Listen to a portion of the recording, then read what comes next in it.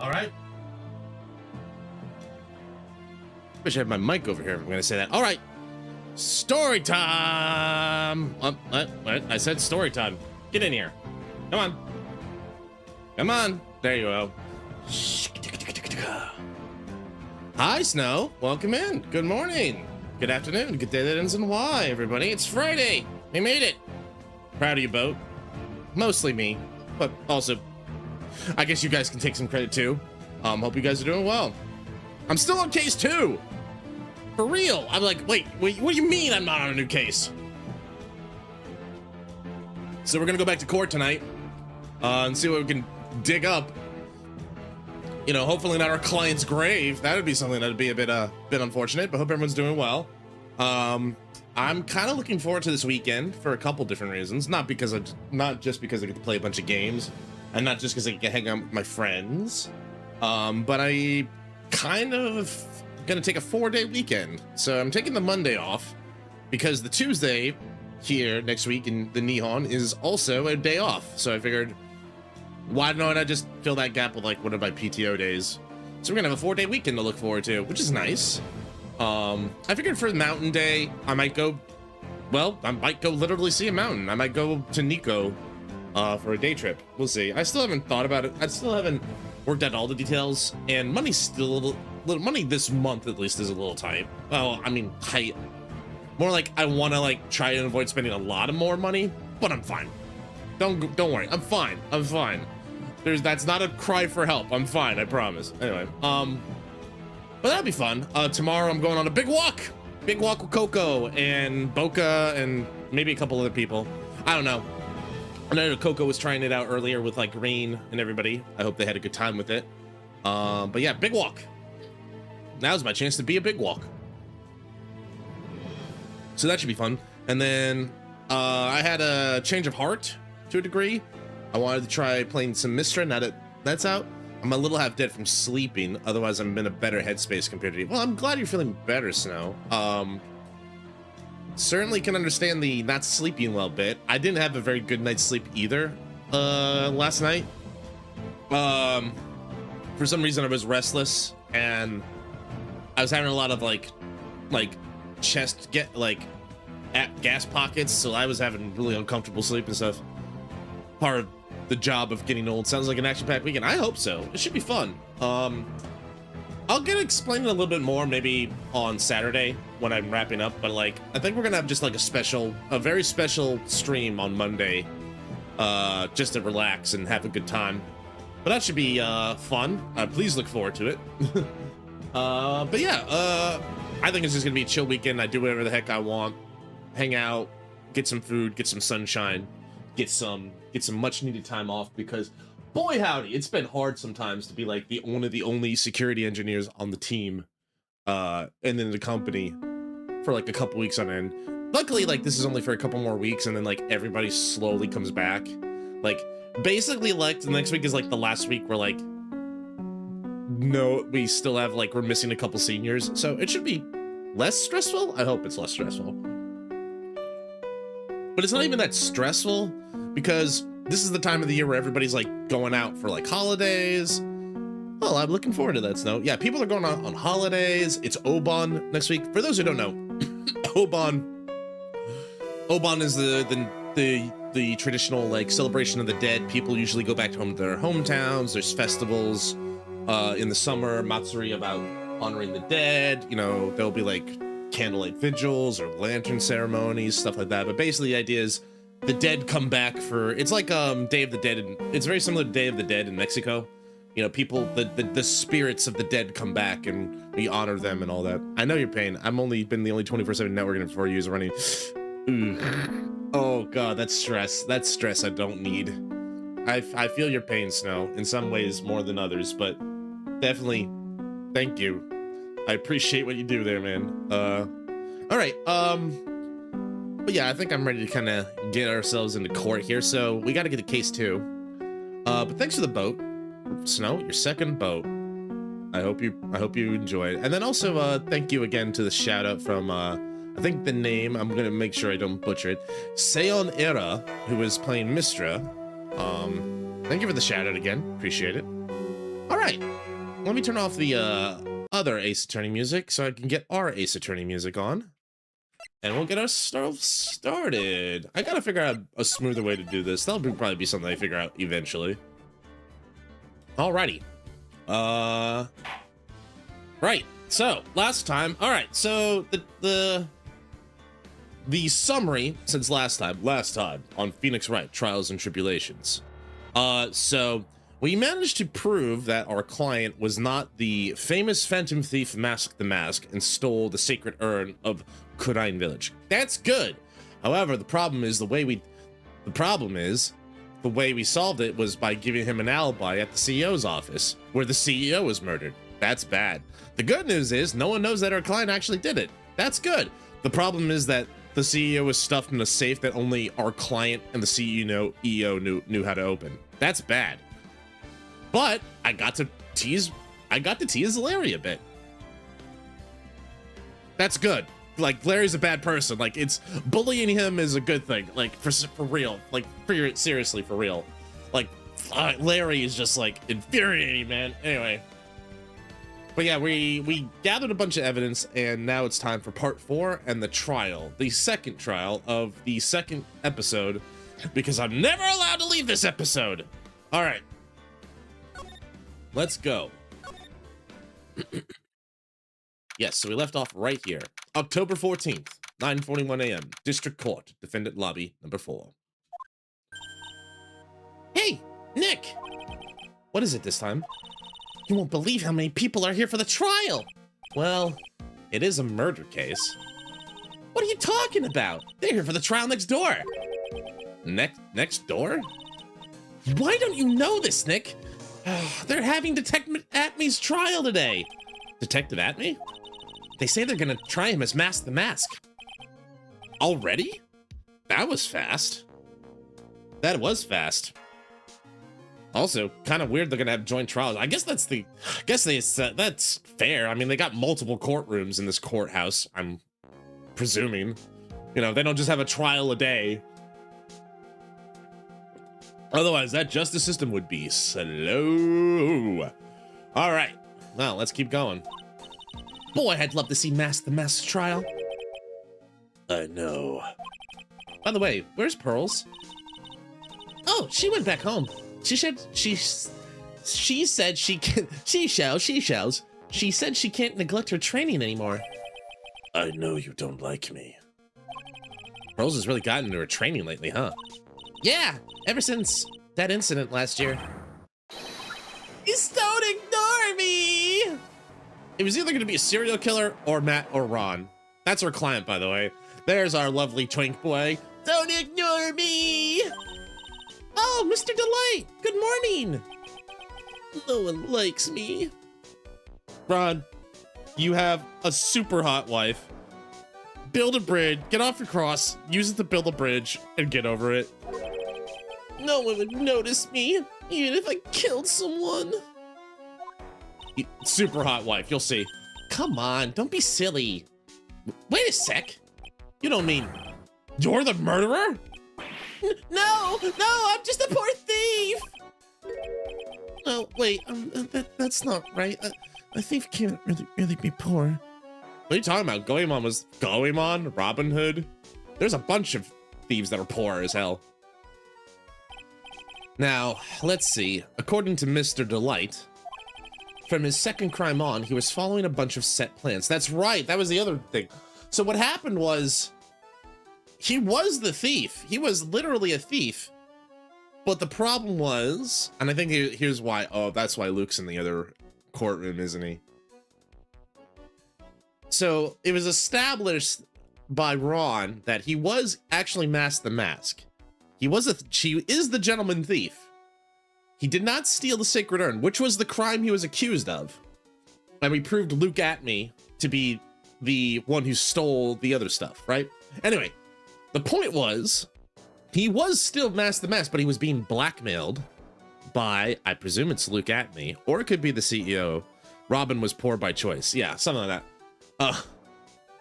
What was I saying? Right, so like, he gets caught in his first thief attempt. So he's not really exactly a master thief, but he gets caught. Guy catches him, uses it to blackmail Mr. Delight into doing the other crimes, following plans by the actual thief, master thief. And then basically, I think what Luke Atmy was doing was like, who's the actual master thief behind all of this? He might have been the one to kill the CEO, but the problem is Ron was there. So, and we established, hey, Ron was there. He couldn't have stolen the urn. You're right. But since Ron was there, he's also the murderer. And I'm like, I didn't think that one through. Anyway, plans that someone had been sending him to help him commit the heists. And he followed them to a T. Someone else was the brains. Ron might be the wrong word for Ron, but you know what I mean. Do you really think there's a connection between thief and the murder, Nick? I don't know, Maya. Also, hi, Shizu. Good morning. You have 1, 2, 3 boats. That's a lot of boats. Welcome in. Good to see you. Good morning. I hope you slept well. It's possible, but today's trial is a race against the clock. Huh? How come? Let's just take our time, like always. I'm afraid that's not an option. Oh, I'm sorry, Shizu. I'm sorry to hear that. Restlessness, or still kind of just getting over jet lag, or, you know, just still busy. You gonna be okay? I didn't sleep very well either. Apparently Snow didn't sleep well either. Condensation.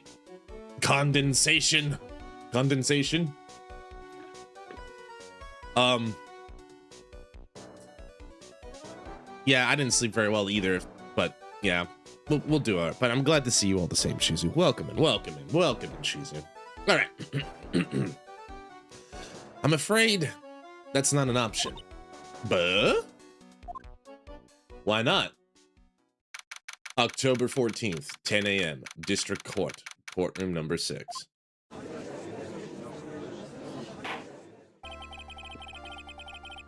Court is now in session for the trial of Mr. Ron Delight. The defense is ready, Your Honor. You're ready? Preparation is the last refuge of the weak. Do you know what a lawyer does? Godot? Is he know how lawyers are supposed to work? This guy. Anyway. Okay, settle down, everyone. Let's begin with your opening statement, Mr. Godot. He's got the judge in the palm of his hand. Yet again. Ron Delight is simply too young to be sent to war. That's all. Agreed. What does that have to do with the murder?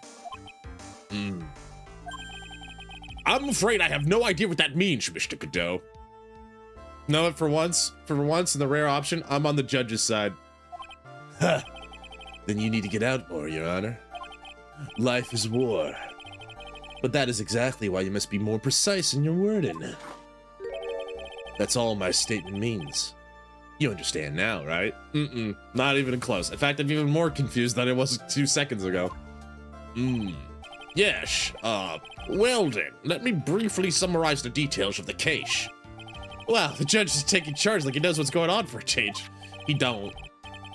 He never do. The victim is Kane Bullard, CEO of KB Security.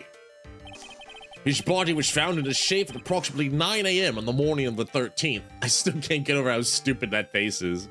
Was he strangled? I mean, that's my guess with the face and the tongue. He was strangled like. However, the time of death was estimated at 1 a.m. of the previous day. And that's when our little lost kitten dropped the ball.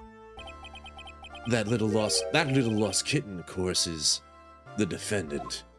Oh, who's a good kitty? Who wants his ears scratched, don't you, kitty? Pss, pss, pss, pss, pss. Very well then, Mr. Godot. Please call your first witness. I never drink more than 17 cups of coffee during any given trial. I think that's an abject lie. Like if you're not on trial, Mr. Godot, but if you were on the stand saying that, I just yell objection. Then again, I do yell objection at Edgy a lot, so objection! Anyway, I don't believe that for a minute. But the first one is always the best. Mr. Godot, your witness?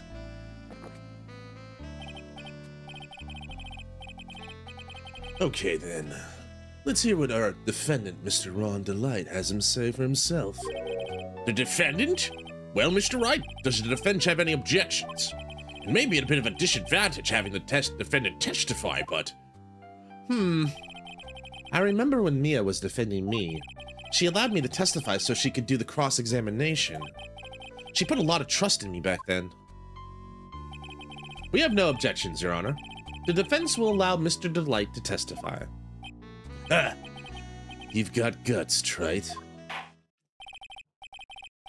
Mr. Ron Delight, please take the stand. All right.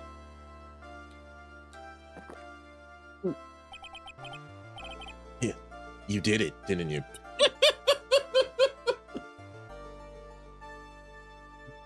So you're the one who did it, right?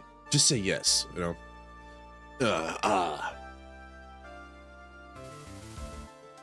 Murderer says what? What? I rest my case. Damn, I'm good. Yeah. What? No, that's not true. For a moment there, I thought we'd set the record for the shortest trial ever. Well, Mr. Delight already looks plenty guilty with the face he's making. And once he opens his big mouth, he'll probably put the last nail in his own coffin. Very well. Now then, you tell me something. If you didn't kill Bullard, why did you go to KB Security? Well, that's kind of hard to say. Oh, boy, I wish I could go home. Now then, let's hear some testimony about what happened. I miss these weird-ass games. They're fun. I'm having a good time with this. That evening, around 1 a.m., I went to see Mr. Bullet in his office at KB Security. The blackmail letter I got, it ordered me to go there. I'd been working for KB Security until a year ago, so I knew where his office was. Okay. 1 a.m., the exact time the murder took place. The weak get washed away by the tides of fate. The strong drink it up. Coffee number 3? Is that 3 or 4? I've lost count already. It's bitter today, too. Just like my destiny. You never know that from the way he's chugging it down. Mr. Wright, your cross-examination, if you please. All right. My visit to KB Security, KB Toys. All right, so I'm going to have to press my client really hard. 1 a.m., huh? You're absolutely sure about that? Yeah, that's what my watch said when I was entering the CEO's office. No. Actually, no, I'm not really sure. My watch was slow. My internal clock was... 1 a.m. That's the exact time the victim, Mr. Bullard, was murdered, correct? It's too late for a coffee date, that's for sure. I don't know. For you, Godot? I don't know. The blackmail letter. All right. It ordered you there. It was the first time I'd gotten a blackmail letter that ordered me to go somewhere. Does that mean you've gotten other blackmail letters then? Oh, of course. They'd say things like, steal this or take that. Why don't you save those for later, Mr. Delight? Please don't say any more. Now, what should I do? Press a little harder. So what did the blackmail letter in question say? It said to bring $50,000. Money, eh? Perfect motive for committing murder. Oh, wait! I never intended to pay that money anyway. Oh, is that right? After all, he had nothing to hold over my head. I had nothing to be afraid of. An important point indeed. Witness, let's have that added to your testimony. Yes, sir. Muddy mud skipper in outer space has a better chance of surviving than I do. Muddy mud skipper? Like a reference that, like an old reference to like Ren and Stimpy? Like, huh? I'm just gonna ignore it, move on. The blackmail threat didn't scare me. It wasn't gonna cause me trouble or anything. Then why'd you go? Just what were you being blackmailed about anyway? The blackmail letter said if you don't want your identity revealed, correct? I'm sure it was referring to the whole mask the mask thing. But I wasn't worried. Mr. Bullard didn't have anything on me. He didn't? Anyway, I don't care what anyone says about me. Just as long as Desi believes in me. Hot wife, like I said, Snowy. So that's why Mr. Light didn't believe he was Mask the Mask. Well, that's why. I knew they were just hollow threats. It's a fish that lives out wild by walking on land, right? Let's press this just in case. You used to be security chief for KB Security, right? Yeah, that's right. A security chief? You! And yet, a year ago, you were fired without notice. Revenge for an old grudge. Perfect motive for murder, wouldn't you say? This isn't good. Maybe I should change the subject. What did you do after being fired from KB Security? I spent a lot of time looking for work, but then I decided I wanted to start something myself. Not good. This is gonna go in from bad for worse. So I started looking at books, TV, and movies, learning all I could about masked men. Masked men? So you want to try writing comics, right? About masked men. No, that's not right. I wanted to become... Hold it! Your Honor, let's move along, shall we? But you asked a question. You're being quite odd today, Mr. Wright. Way to bring the spinning buzzsaw one notch closer to your own neck, Ace Attorney. There wasn't much of his testimony, was there? Sounds like he's avoiding something. At least that's what it sounds like to me. Yeah, bad feeling about this. Better be careful. If we don't find a way to make him spill the beans, we'll never get closer to the truth. Yeah. All right.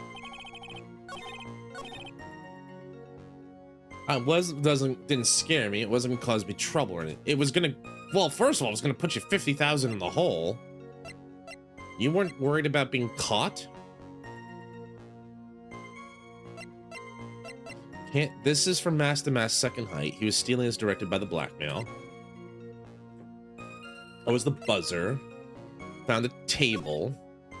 Yeah, the Magina, all this stuff. Guarded in photo is Ron Lightning. That one could be it. I don't know if the blackmail I don't know if the blackmail letter itself would be it. Oh right, he was bonked on the head. I forgot. I just didn't see bloodstains, so I was like, why isn't it there? Don't reach your identity reveal. Come to KB Security at 10 a.m. on October 12th and bring it. No, I'll take that red diamond you received the other day instead. It was going to cause you trouble. Feels like the blackmail letter's direct contradiction of that. Let's just do a little safety save, just to be safety safe. But I think in this one it's pretty straightforward. I feel like the blackmail letter explicitly states that if you don't do it, he was gonna do something. Red jewel. The witness's statement is clearly faulty, Your Honor. I'm sorry, but I can't see nothing faulty. Unfortunately, I'll have to penalize you, Mr. Wright. I must be on the wrong track.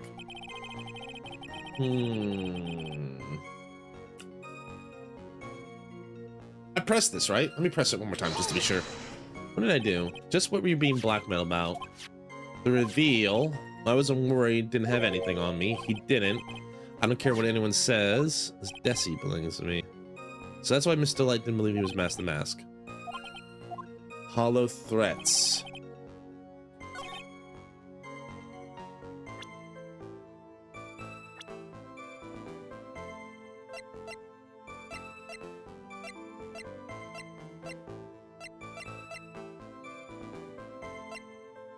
Wasn't gonna send any threats.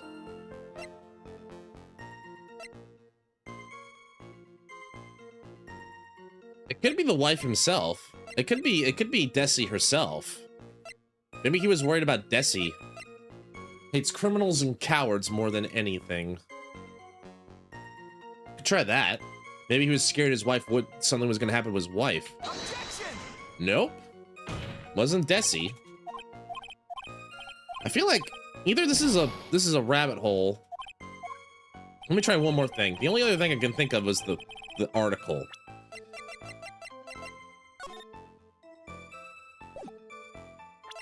The only thing I can think of was the article as well. Objection! And that's not it either.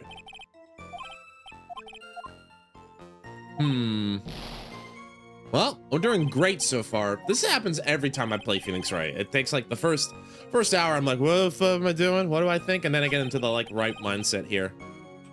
All right, maybe there's something else here I can do.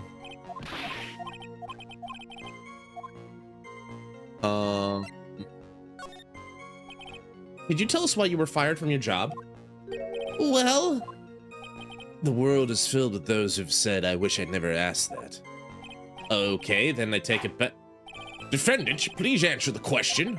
Well, I needed money. You needed money? Well, you see, Desi loves to spend it. It's kind of her hobby. Not exactly the best hobby in the world, huh, Nick? My salary wasn't nearly enough, so I stole data from the company. Oh.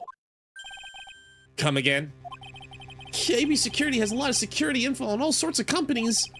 And since I was a security team chief... Ooh, you stole some data and sold it. Mr. Bullard found out and I was fired immediately. Yeah, that would get me fired. Well, I wish I'd never asked that. I was somehow able to keep it secret, and made it seem like I quit my job on my own. What is it, Nick? You don't look so good. Someone who brings harm to the company is fired as punishment. You do well to remember that. He sure told you. So you admit you stole data from your company, is that correct? Yeah, I'm sorry. This is a very important fact. Please add it to your testimony. Oh man, this whole thing just took a big turn for the worse. Crashed and blew up. It's gonna take the jaws of life to rip this case from the clutches of disaster. Sure is. He fired me for selling secrets, but Desi doesn't know about that. Why would you do something like that? Well, for Desi's hobby. What else? Wasting money, huh? It's not a waste! So Mr. Light doesn't know that her husband was fired, does she? So it would seem. I'm not sure what to think about couples who keep secrets like that from each other. I can't believe it. This case has gotten even Maya to think seriously about couples. Somewhere in the distance, Pearl is writing a fan fiction. I can hear her tiny little 9-year-old hand just furiously scribbling something down. Please try to stay focused, Mr. Wright. There wasn't much to his testimony.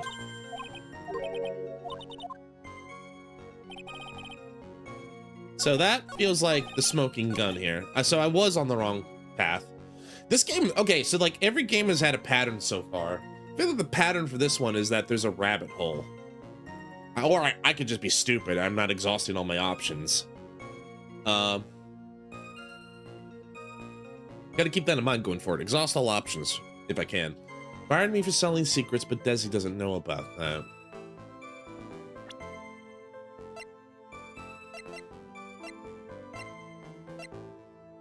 Is that true? It's found in Ron's room. Wasn't this... When did she have seen this? I vaguely recall bringing this up to Desi, but I could be wrong. And I'm wrong. Turns out I'm wrong. Turns out I don't know what I'm talking about. Alright, well, good thing I had a safety save. The only thing I can think of is Desi. Press here. And I'm dead. I'm toast. Sorry, Twink, you're going to jail. Alright, let's load in the safety save. This is why we take a safety save. Alright.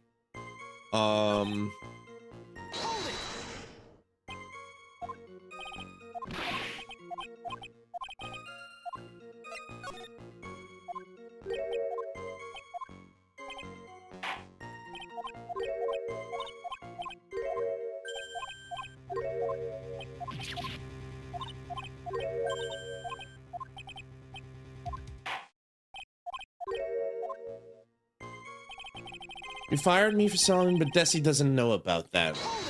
Did I press this? Why would you do something like that? Well, for Desi's hobby. Right. So Mr. Light doesn't know her husband was fired, does she? It would seem.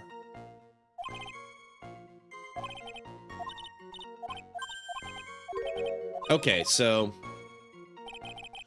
There's a couple ways... There's gotta be a contradiction here. Either here or here. Is it true that Desi doesn't know about it?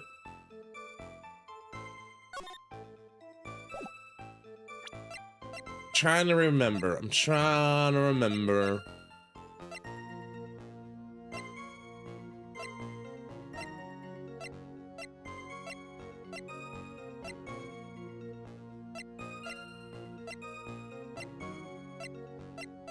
That was, we already knew about the urn. I don't think there's anything with the urn right now. The testimony.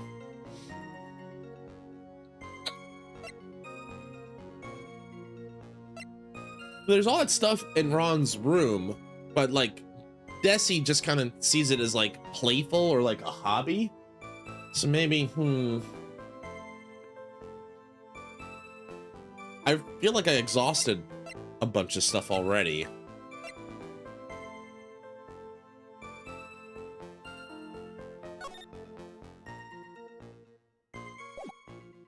Doesn't know about it.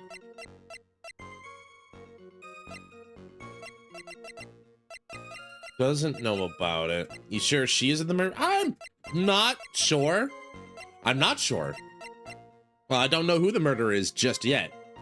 Um,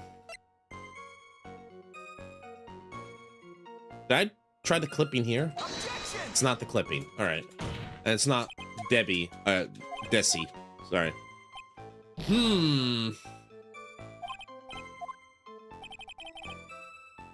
What could be it? Can I go back here and press now a little bit more? Objection!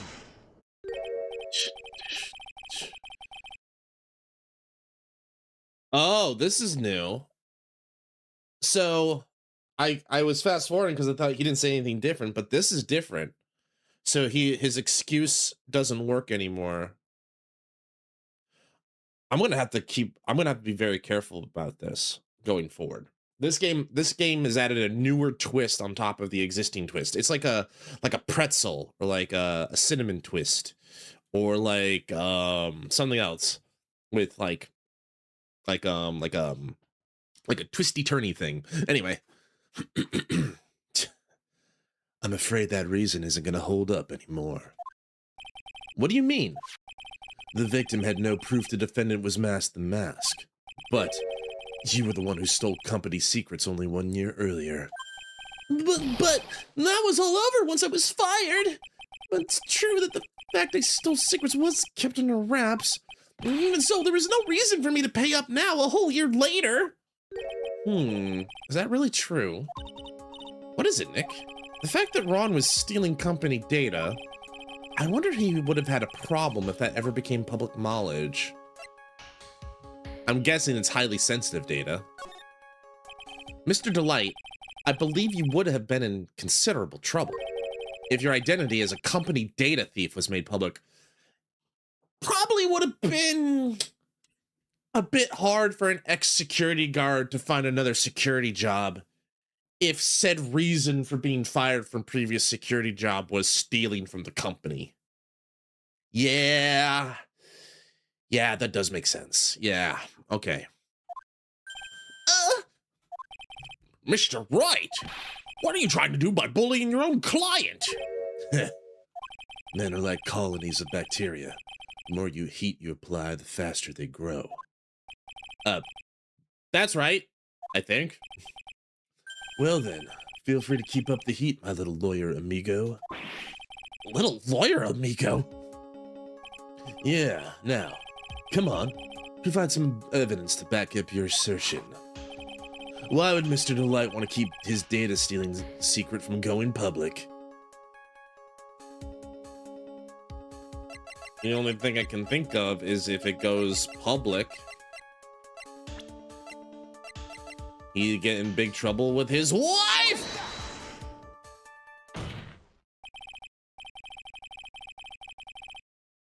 Mr. Delight, what you said just now doesn't match what you told me yesterday.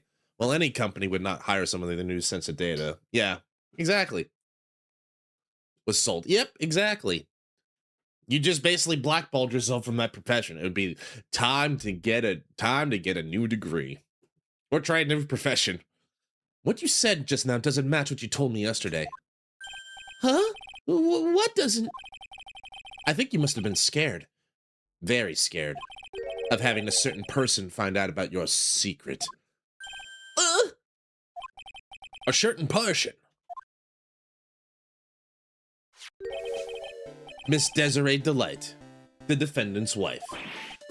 But listen to me, it's my Desi, she's...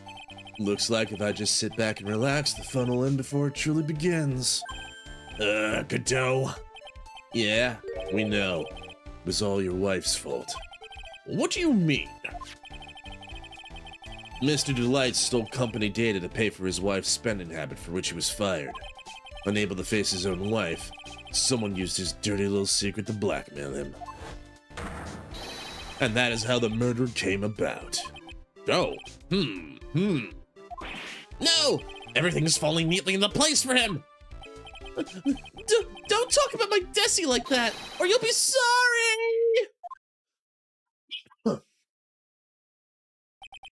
Well, it seems we've learned a great deal of things here so far. What do you think, Nick?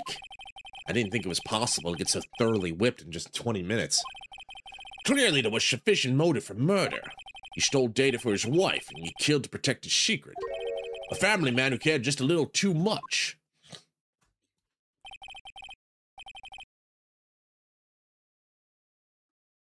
The motive is clear. Let's move on. What happened at the crime scene in 1 in the morning, Mr. Delight? Come now, tell us. We're all ears.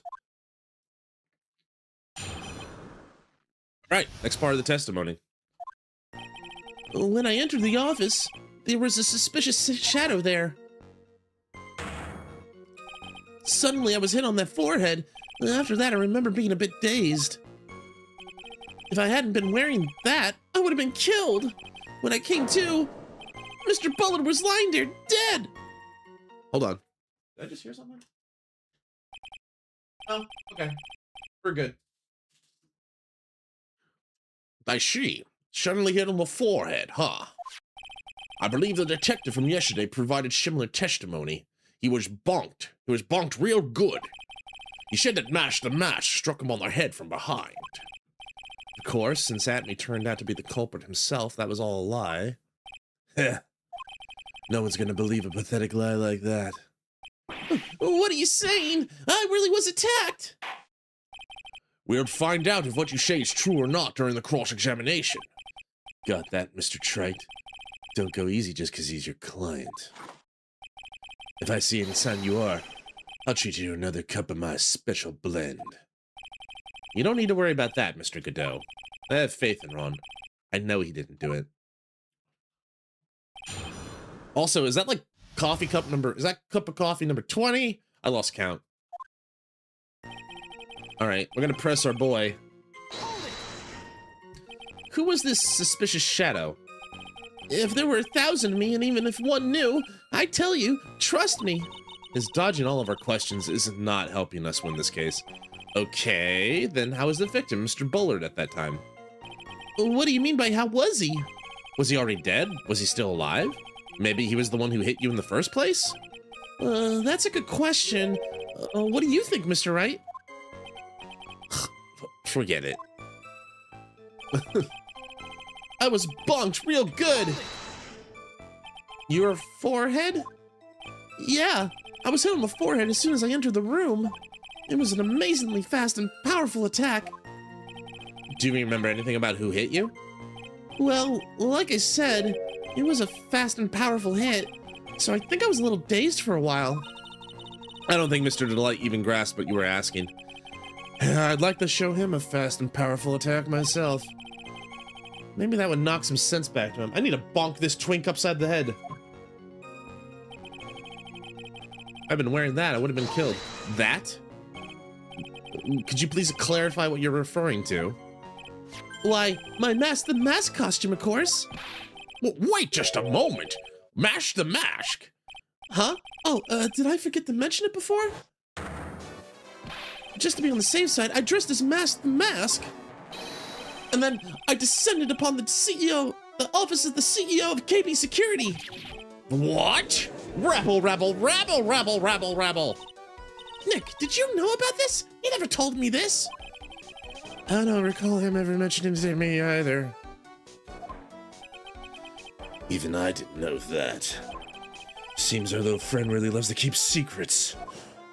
I'm sorry. I just never had a chance to mention it up until now. Wait. No, that's not right. You know how sometimes things just slip. You know, Ron, I want to like you, buddy, but you're making it really, really, really difficult to like you. This twink just makes me want to grab him and shake him. I just want to pick him up by those 2 cinnamon buns on his head and like just shake him. Like you're half baked. You need to go back in the oven so I can glaze you with frosting or something. I don't know. Point is like I need to shake you. God. You're not doing me any favors here, and yourself for that matter. Huh. My 6th cup of coffee is staring up at me coldly. At any rate, we can't ignore this new piece of information. Witness, correct your testimony. I'd been killed if I hadn't wearing my Mask the Mask costume. Why were you dressed up as Mask the Mask? I would tie him by his ankles, spin him around to get blood in his head. Dang. Just like hang him upside down and let the blood pool in his brain because he needs it. It clearly needs the circulation. Why? Well, because I masked the mask, of course. What are you talking about? Master Mash trial's being held next door. Yeah, I guess so. Anyway, at the time, I thought I was being blackmailed over the mask issue. So I thought I should go as him just to be safe. Oh boy. Well, let me tell you, it's a real pain to move around in that cape. That's why it took a lot longer than I expected. Took a lot longer? What are you talking about? What do you mean by took a lot longer? Oh, opening the safe, of course. My cape got caught in the safe door, you see. This all happened when I was hiding Mr. Bullet's body.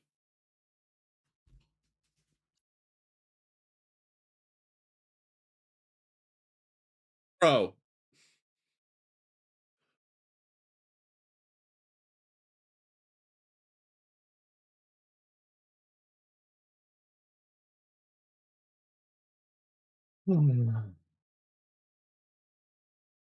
He didn't do it. I believe in my client. I believe in my client. I believe in my stupid, really, really stupid client. He needs to go back in the stove. He will, inshallah, he will be baked. Anyway. What was that? Back up a second. Yeah? You were the one that hid the body in the safe? Yeah. Inconceivable! Rabble.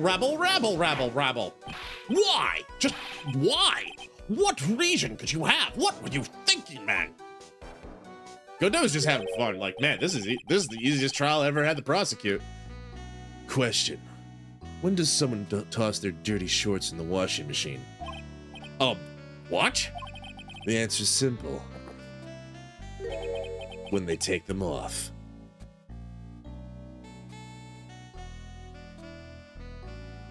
I got 2 idiots up on trial. 3 if you count Phoenix. And 4 if you count the judge. Everybody in this room is an idiot right now. As usual, I have no idea what you're saying. Do you mean that Mr. Delight hid the body because he's the murderer? Huh. So you're not as stupid as you look. His metaphor this time was really obscure. Mr. Wright, you don't mean that you knew about this whole safe business, do you? Well, yes. Why am I the only one not in the loop here? Witness, make sure you have the testimony. Yes, sir. Looks like a storm front is moving in over this fair weather judge. He mad. I don't blame him.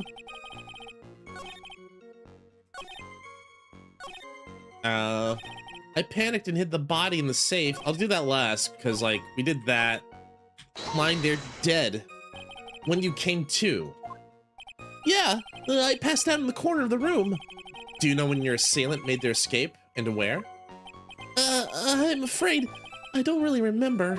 Huh? Once they hit me, I lost all track of what was going on. I think that's when they made their escape. Huh. Certainly a convenient story for you, isn't it? It certainly is, isn't it, Mr. Wright? It almost sounds practiced. Oh, Judge, listen. What? Dude, why am I on trial all of a sudden? I don't know why you're telling me. I panicked and hid the body in the safe. All right. Ron, I swear to God. Ow, my hands. Why did you hide the body in the safe anyway? Well, because it wouldn't fit in a drawer.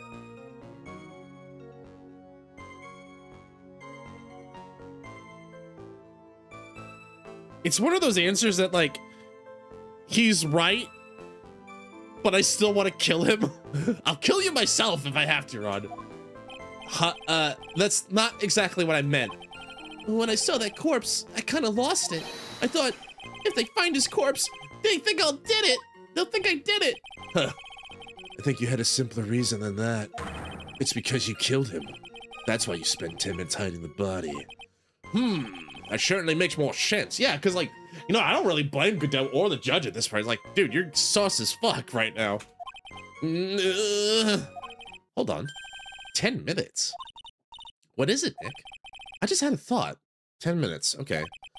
Under those circumstances, would you normally try to hide the body? And spend 10 whole minutes to do it? Under those circumstances? What circumstances? Oh! Hey, Nick! If you think his behavior was so strange, why don't you present some evidence that would show just what those circumstances were? That's it. We'll take a look at the court record, present some evidence. We heard this from Mr. Delight yesterday, didn't we? There's not much in his testimony either. I bet you he's still hiding. I wouldn't be surprised. We'll just have to draw it out. I just hope he doesn't make anything more complicated. You mean more complicated? More complicated than saying I literally hid the body. All right. Okay. So what's the court record say? All right. So his behavior was unusual.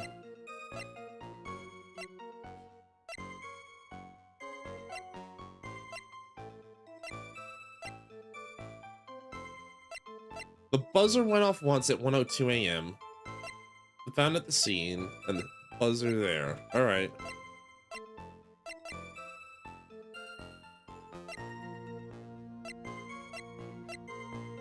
All right, what could be unusual here?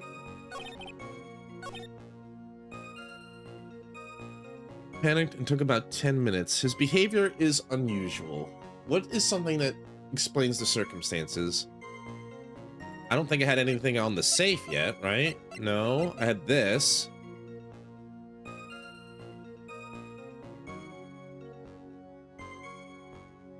I'm gonna take another safety save. Okay, what was his unusual behavior? I mean, aside from the fact that he's lying out his ass, but if he found a body and tried to hide the safe, why wouldn't he have known? Okay, the first thought that came in my head is like, why didn't you just notice the big red emergency button in that case? Because there's no fingerprints on it, and yet we know the buzzer went off at 1:02. Someone hit that button. Was it you? This is the first thing that comes to mind. Objection! I was right. Why didn't he just hit the big red button? Because gloves, yeah, but then there was a record. If he was out for 10, the other thing that doesn't make sense, why didn't he hit the button? And if he did hit the button, why did he hit the button? Didn't he hit the button when he came to? If he's past that for 10 minutes, why does the record say 1:02 instead, right? It happened 2 minutes after the death, you know? It's like, there's a couple inconsistencies here. It's like, wait a second. Your Honor, could you please take a look at this record? And what might this be? The record for the emergency buzzer that connects the CEO's office to security. If the button in the office is pressed, a security team is supposed to come running. And according to this record, the buzzer was pushed once at 1:02 a.m. What? If Mr. Ron Delight truly was the murderer, he would have ran as soon as that buzzer sounded. After all, a security guard would have been heading his way. Objection! Let's remember who we're dealing with here. He probably had no idea there were security personnel in the building. As the former head of security? Bitch, no. Up until 1 year ago, my client was working as a chief of security. There's no way he wouldn't have known about them. But, as it turns out, the guard never came. That was nothing more than a coincidence, because the guard in question is highly incompetent. The fact that the guard was a pathetic loser who had just gotten punched in the face by his ex's new boyfriend and wasn't anywhere in the vicinity could not have known Mr. Delight was not something Mr. Delight could have known. Objection! Again, remember who we're dealing with here. It's a sure bet Mr. Delight didn't even notice the buzzer going off. Objection! God, this is an objection off. It's like when two wrestlers get in the ring and they're trading forearms or chops. Only this time Phoenix and Godot are trading objections. This buzzer's extremely loud. There's no way he could have ignored something like that. If he had been conscious, that is. Conscious? What do you mean by that? Gonna need another cup of Joe? Fine. Let's hear your theory. Okay. Recall the defendant's testimony. The moment he entered the victim's office, someone attacked him. Bam! Fucked! Mr. Delight said he felt dazed. I'm willing to wager he was knocked unconscious for at least a few minutes. Unconscious? So he fainted. That's why Mr. Delight didn't know the buzzer had sounded. And that's why he thought he had time to hide the body. So what are you trying to say? Mr. Delight was knocked out. The buzzer went off soon after. They must know karate because those hands be harder than cement. Or pow! Stone hands! Mr. Delight was knocked out, and the buzzer went off soon afterwards. Now, unless my client was able to hit the buzzer while he was unconscious, it can only mean there was another person in the room. That's right, whoever it was, they knocked out Ron Delight and then pressed the buzzer. Rabble, rabble, rabble, rabble, rabble. Order in the court. Mr. Wright, this is... Objection. Ow, my fist. This is preposterous. It was this kid. Ron Delight is the one who killed Kane Bullard. Objection. Ow, my hands. Then who pressed the buzzer? It was the victim, of course. Ow, my fist. He pressed the buzzer when the defendant attacked him. He didn't die right away. He must have held on long enough to push the button. Ah! So Kane Bullard sounded the buzzer himself. What y'all pinning on this, Mr. Wright? I need to prove that the real criminal was there at the scene, but how? When the autopsy report tell us that? Cerebral hemorrhaging from blunt trauma.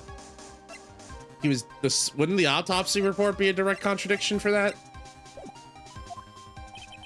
Can I prove it wasn't Kane Bullard who sounded the buzzer? I think I can prove it. Let me take a bit of a safety save here. I mean, the autopsy report was my first guess. The defense opinion is this, Your Honor.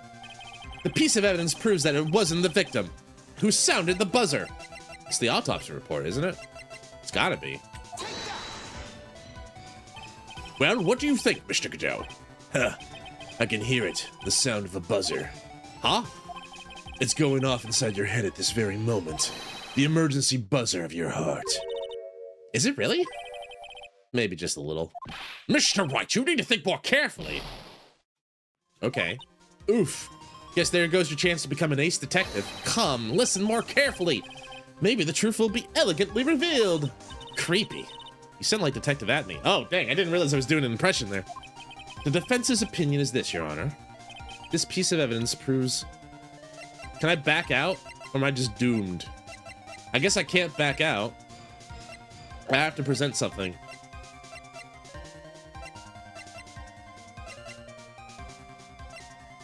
Is it just the buzzer record again? But no, that doesn't prove the buzzer. Is it the buzzer record again? I don't know. Let's see. Nope, that's not it.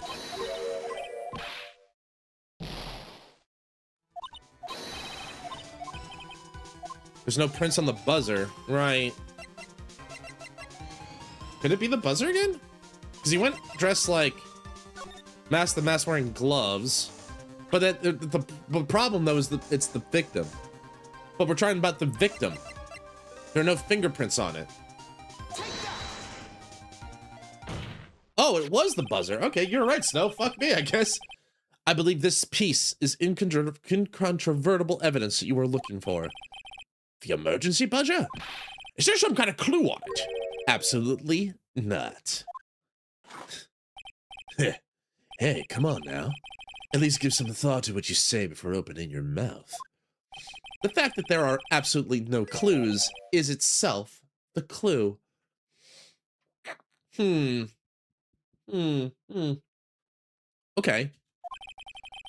Now I'm the one who's clueless. That's okay, Judge. That's kind of your default. That's kind of your deep natural state. Like how Maya in jail.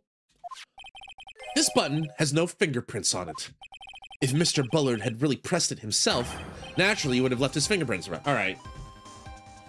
You know, I thought that like, you know, we had the time of death and he died after the buzzer was hit would have been enough, but maybe I was overthinking it again.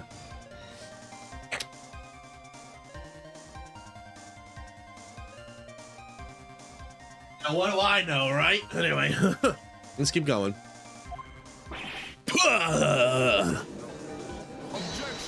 Objection.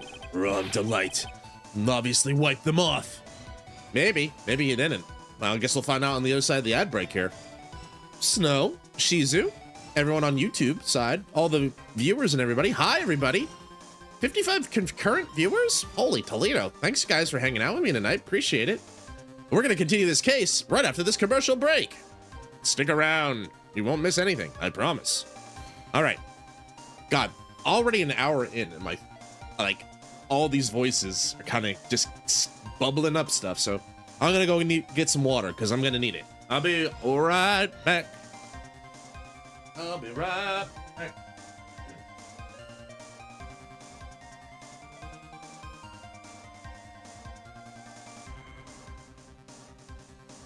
Some messages, I'll be right back.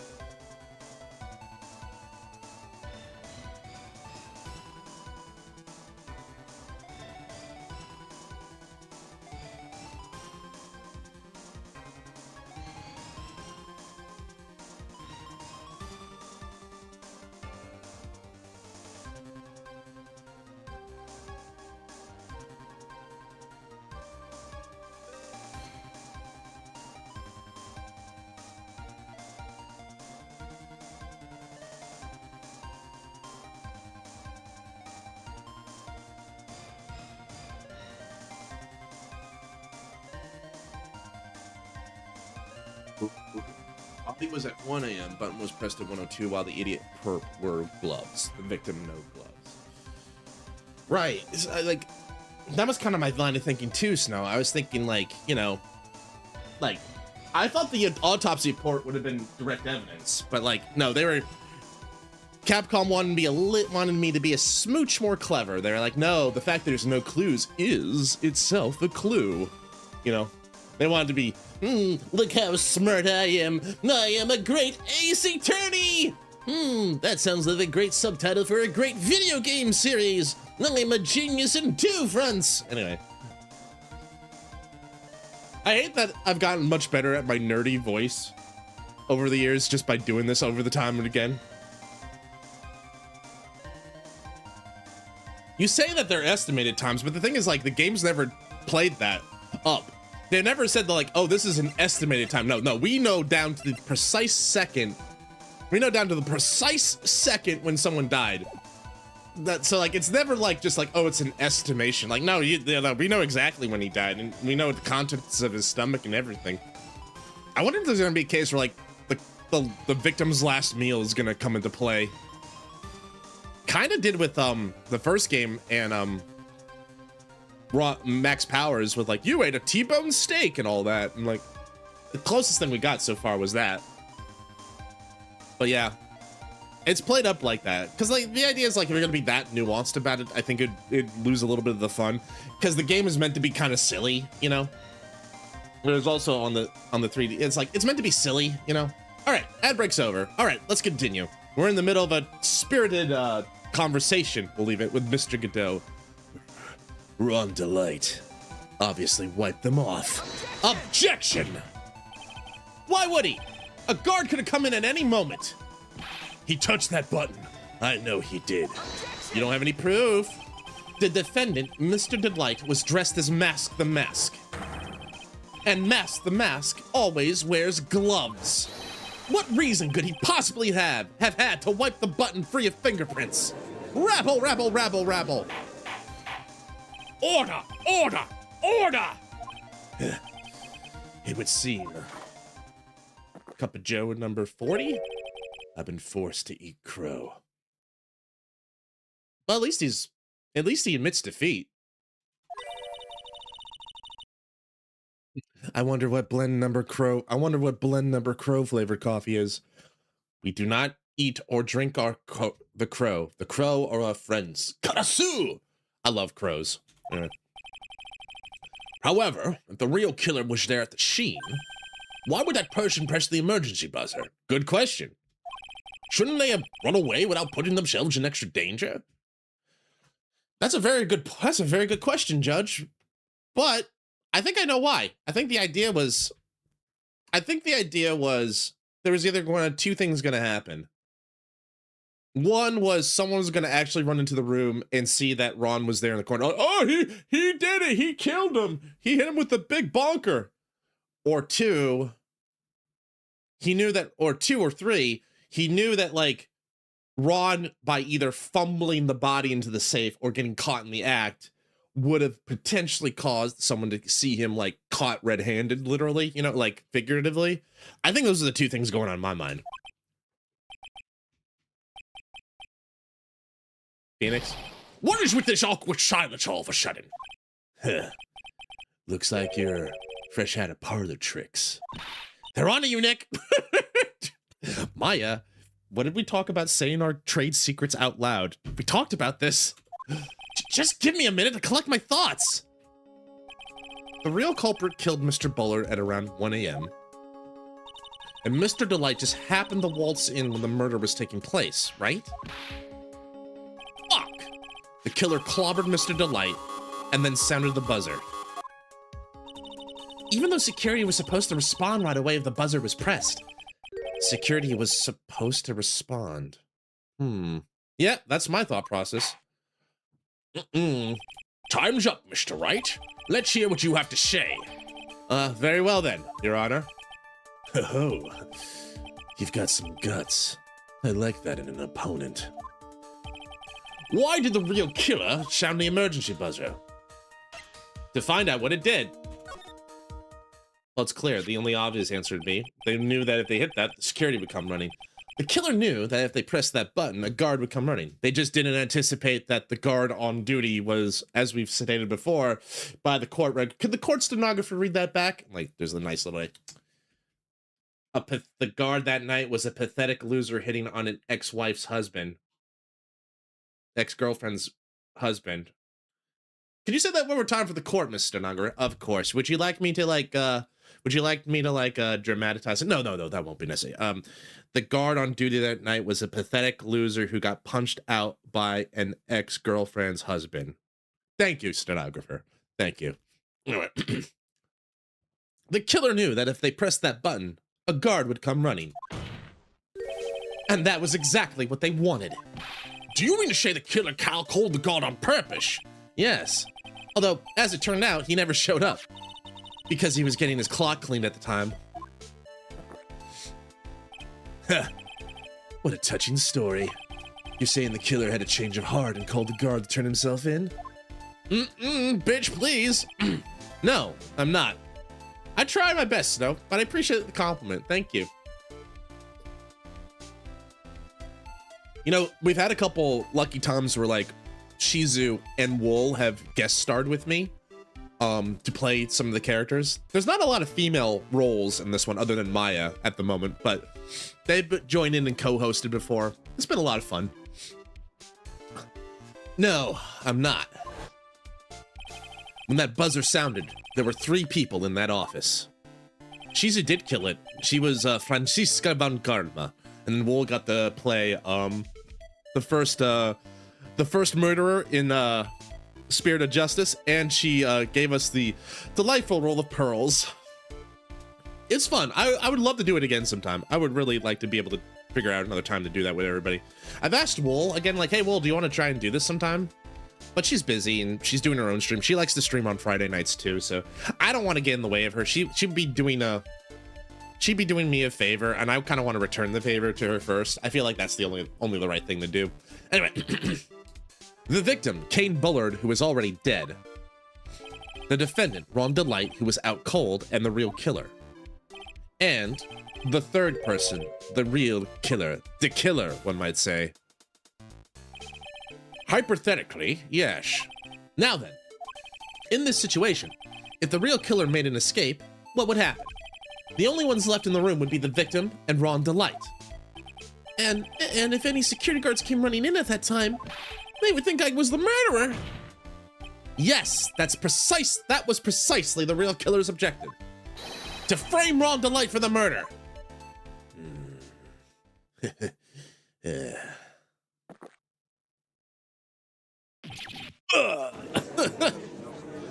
Very delayed comical sip there. Order! Order! Order! It would seem. Made to eat, Croton. I've been made to eat my words once again. Actually, you've been made to do a spit take with a cup of coffee. Mr. Wright, who was it? Who was it that tried to frame me? Wait a second. I'm the one and only Master Nick, do you mean the real killer is? We're gonna drag that person in here right now. But, who is it? I don't have any solid proof yet, but think about it. The killer knew Mr. Delight's identity, and they also knew that he had been called to KB security that night. So, the killer used him to execute a well-crafted plan to murder Kane Bullard. Now then, let's hear your accusation, Mr. Wright. Who was it that framed Mr. Ron Delight for the murder of Kane Bullard? Well, I mean, if the silhouette wasn't a dead giveaway, I mean, he was the one who knew who Mask the Mask was, or rather, who Ron was, and was able to use him and use that information. So I will accuse. Ow, my hands! Detective Luke Atme. He is the only one who could have done it. Ace detective. Luke Atme? You mean Mask the Mask did it? Your Honor, the person being tried in the court next to us is not Mask the Mask at all. He is, in actuality, the true murderer of Kane Bullard. Rabble, rabble, rabble, rabble, rabble. Order, order! Mr. Wright, explain yourself. Theft and murder, which is the more serious crime? Well, I mean, they're not even close. Murder's definitely more serious, of course. Although if you steal, like, my wife's heart, or, like, if you stole, like, my grandchild's college education, I mean, like, starts to get a little bit more, but, still murder is wrong no matter what, yes. It's a capital crime subject to capital punishment. Please remember the trial from yesterday, if you would. That mental breakdown. When Luke Atme confessed, there was a huge commotion in the courtroom. Of course, the famous detective was unmasked as Mask the Mask. Instead of being convicted of murder, he was found guilty of grand larceny. That was his true objective all along. To be found guilty. Mask the Mask had the perfect alibi when the murder took place. He was stealing the urn at Lordly Taylor. In other words, being found guilty as Mask the Mask was Luke Atme's airtight, watertight, and unassailable alibi. A guilty verdict? As an alibi? Rebel, rebel, rebel. Quite clever. It is creative. Points for creativity. You know, it's almost time. For what? For court to take a recess? For Luke Atme's verdict. Was a pretty simple trial, after all. If we're gonna stop this trial and stall that one, we need to do it now. Of course, that's assuming you have proof the detective was the one who committed the murder. Well, about that, Mr. Luke Atme's trial has indeed attracted the attention of the entire country. If we were to intrude and fail to provide adequate proof of his true crime, Mr. Delight would be left with no grounds for appeal. Am I really sure about this? A bet's only good when your life's the ante. Mr. Wright, I believe in you. Mr. Delight. So, please, I'm begging you. Thanks, but my decision will determine the rest of your life. Can I really risk your life like this? Phoenix. Flashes of boobies. I mean, Mia. What was that? Don't stray, Phoenix. For your client, take the path of trust. Prison for a year of parole or death penalty. That voice. It sounds like Mia. Your Honor, the defense requests an immediate recess. Huh. So that's your answer, huh? Very well. I've decided as well. This court will now take a 20-minute recess. Mr. Wright, when we return, please summon Mr. Luke Atme to the stand. It's kind of easy to choose between the two, for sure. Anyway, recess time. I call dibs on the seesaw this time. I haven't had a good seesaw in a while. Yes, Your Honor.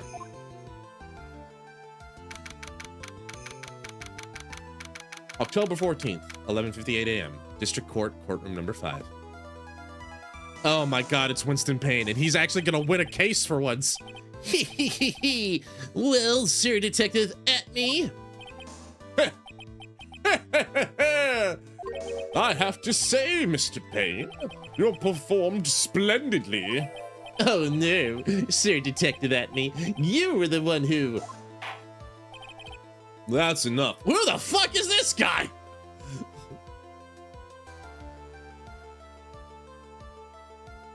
Oh my God, it's like, holy. I'm not sure what voice to give you. I gave the judge kind of an old, like kind of a Sean Connery one. I don't know if I can do that with this guy. His beards are glorious and golden, beautiful, and I don't know.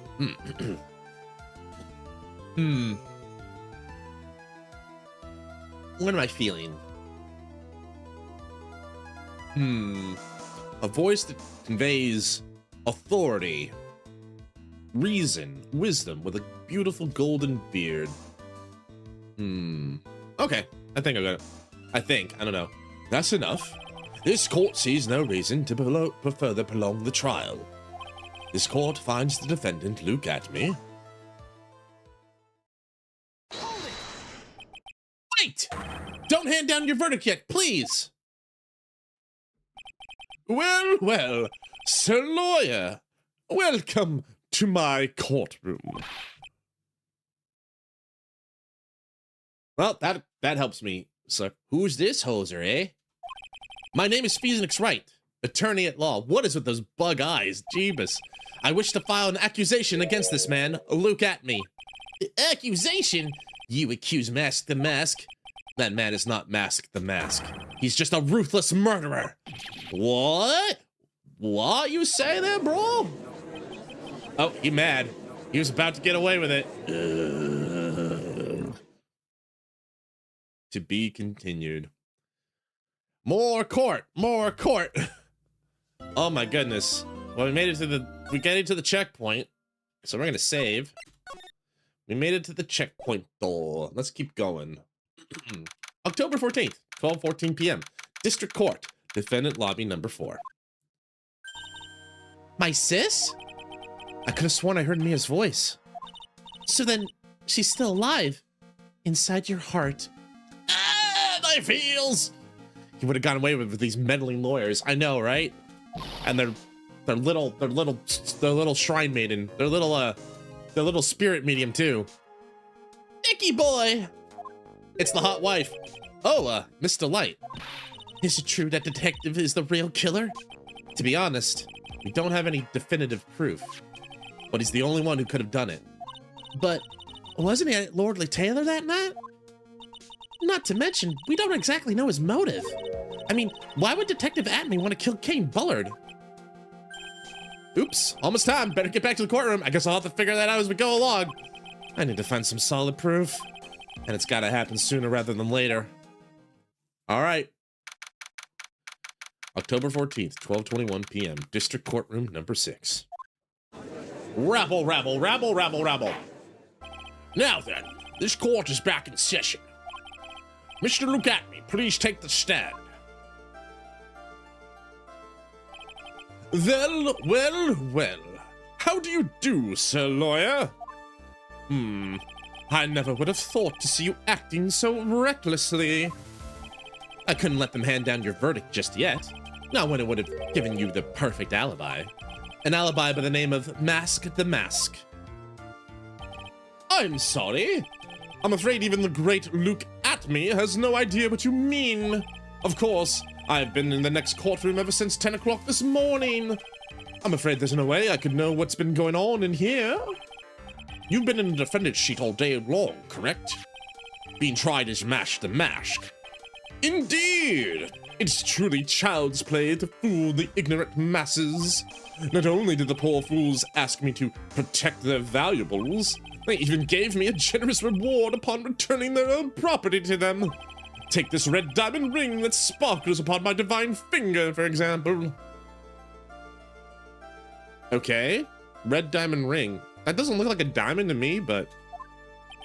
So you continue to insist that you are, in fact, Mask the Mask? Of course! Very well then, look at me. Let us begin with this simple question.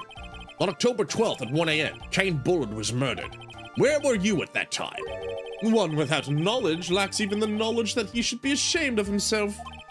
But do not worry, I will hold it against you, Sir Judge. Thanks?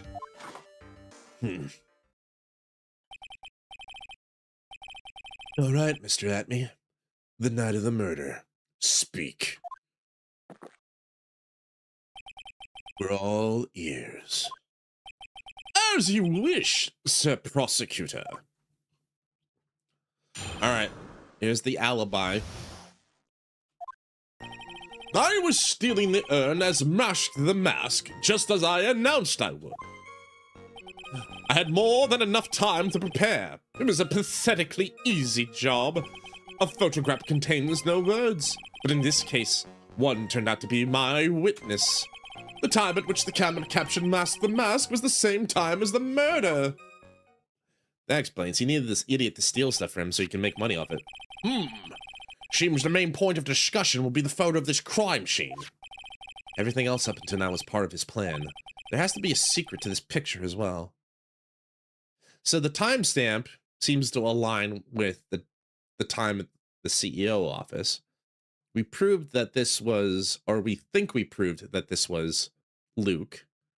There's the date. There's no date on this, but we know it was taken at the time of the thief. But then there's the paint splotches in the corner, which we talked about with Adrian the other day. Even the great Mask the Mask cannot be in two places at once. Now then, if you'll excuse me, I have a verdict to receive. Unfortunately, Mr. Atme, we still have to do your cross-examination. A fool is too foolish to know he is a fool. Francisca? Where? Where is she? I think he's trying to say you're full of it, Nick. The only thing that's full of it is his alibi. All right.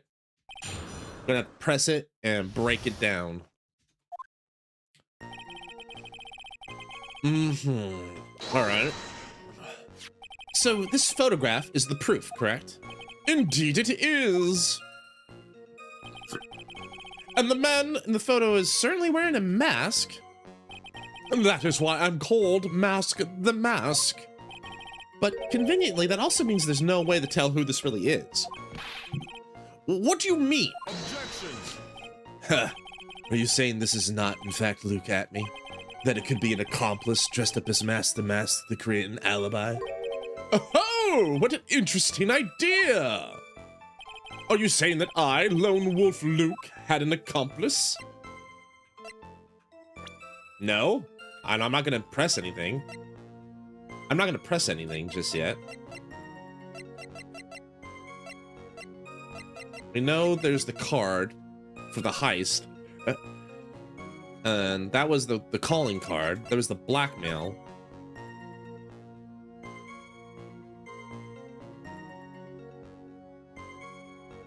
If you don't, I'll take that red diamond you received the other day instead.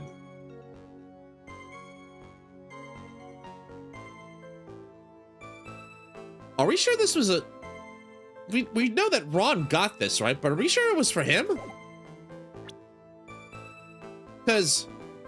yeah, the one he's wearing, he just said, Look at my brilliant red diamond. uh-huh. Funny you mentioned that as I'm looking at a blackmail letter that talks about a red diamond. I'm gonna give it up for now. If Luke Atme was at the KB security during the murder, then the mask in this picture has to be a fake. Then there really was an accomplice. But right now, I have no idea who it was. I don't have any idea right now either. Baseless objections are just what that guy wants. There's gotta be another way, and I'm going to find it. I had more than enough time to prepare. It was an easy job. Pathetically easy job. I believe Adrian Andrews hired you at one point? That is right. That was over 20 days ago, if I'm not mistaken. You sent the calling card to Lord Lee Taylor 10 days before the heist. That would mean you sent out the card after you began your security watch, right? Indeed. There was no reason why I couldn't do both jobs at once. It was the perfect opportunity to steal my latest target. I see. You truly are evil, aren't you? Yes! Evil is what I am! Hey, Nick, isn't there something odd about that? Huh? Detective Atme was always proud of his ace detective skills, right? But if the urn was stolen from Lordly Taylor while he was the only one watching it, he'd have no way to maintain his perfect ace detective persona. You know, that's true. It is kind of odd.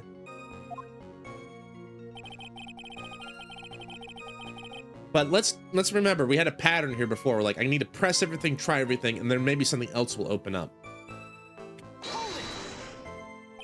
So by photograph, you mean this piece of evidence here. Is that correct? Indeed it is. That is it. The very thing that proves I committed the crime.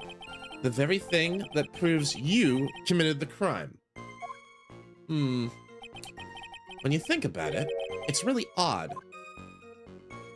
You say that almost as if you had this picture taken on purpose. Objection. He was simply caught by the very camera that he set up. We all have days like that. Indeed. It turned out that there was no such thing as the perfect crime after all. Life is truly an ironic thing. A sad blue melody. It looks like I better gather more information for now. If he's truly the killer, there's got to be something phony in that photo.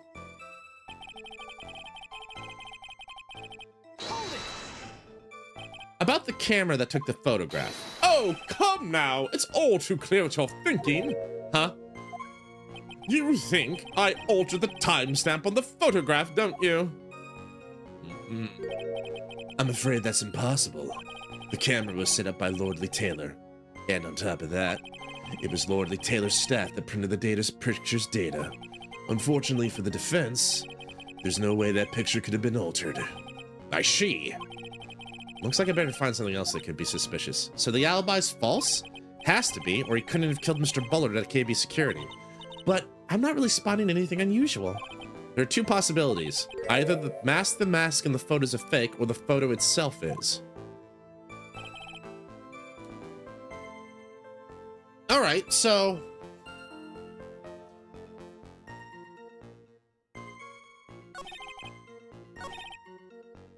that's his left hand, right?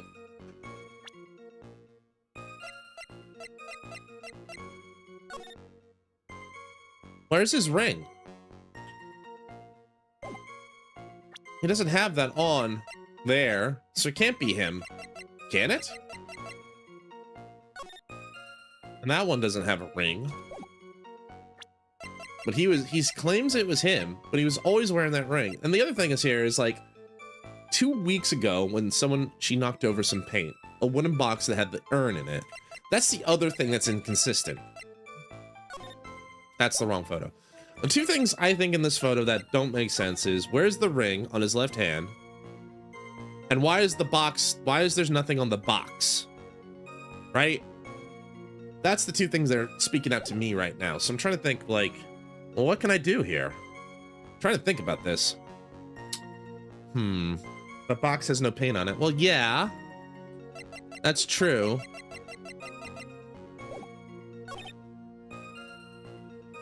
I think this is the one where I can pick this. Yeah, I believe Adrian Andrews, Lordy Taylor, Security Watch. Something odd. Does the skills at the store, you know, it's true. So she was mentioning that.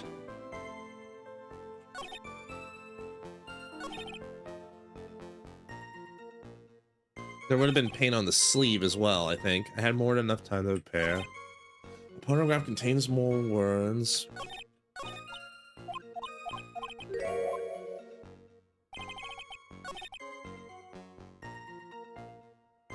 Alright, I'm gonna save here. I'm gonna do a safety save. There's a couple things we can explore here, but my thought process is let's explore the photo. Let's see if we can exhaust the photo. Can I just present the photo or need to present something in the photo?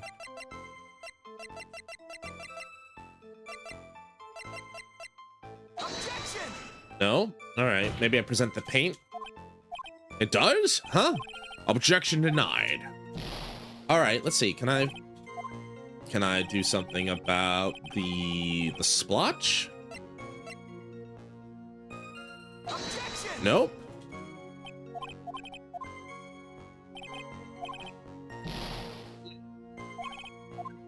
Maybe it's not here.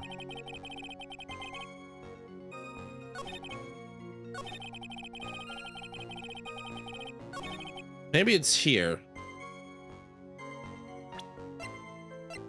But I don't know. The thing is, like, he mentions the photograph here, so...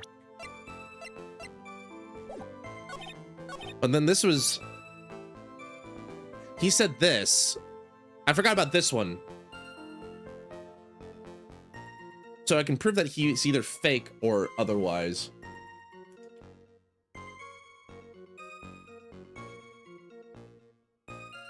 I forgot about this one.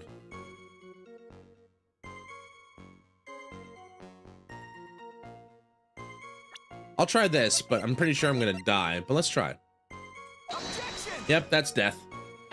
Twink's going to jail. Sorry, Desi. Let's load our safety save. Let's go here. All right, so.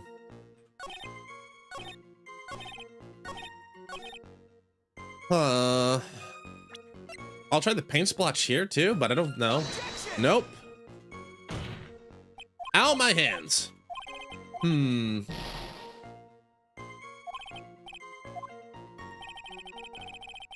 If he was there, that can't be him here. So that's as a fake. Hold it! There was something I could press here, right? Maybe that was it. I need to do this. The blackmail, the ring, and no paint. Yeah. Objection! I forgot to say this. What an interesting idea. Who is the accomplice? If Look At Me was at KB. Hi, Dreamer. Welcome in. Then this has to be a fake.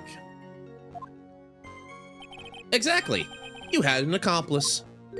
Now remember you said that, Mr. Trite, because there's no going back. If you're making baseless claims, I'll treat you to a penalty myself. That penalty's probably boiling hot, too. Welcome in, evening. Who is it, Mr. Trite? Who's the accomplice?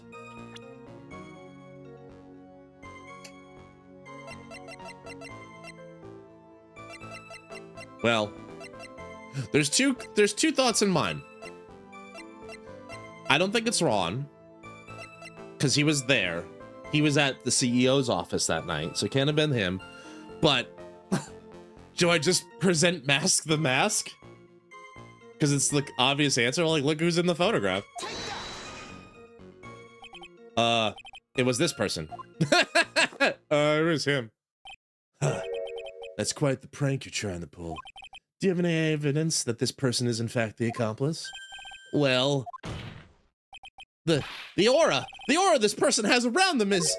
If you're going to judge someone by their aura, you'd be right up there with the #1 suspect, Mr. Wright. He didn't like my joke. I jumped the gun.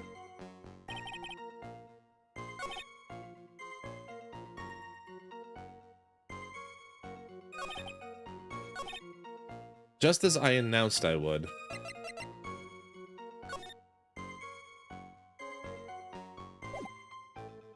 That doesn't contradict anything.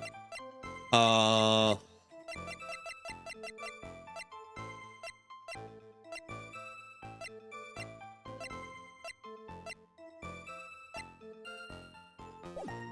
this is tough. I'm not sure what to press on or what.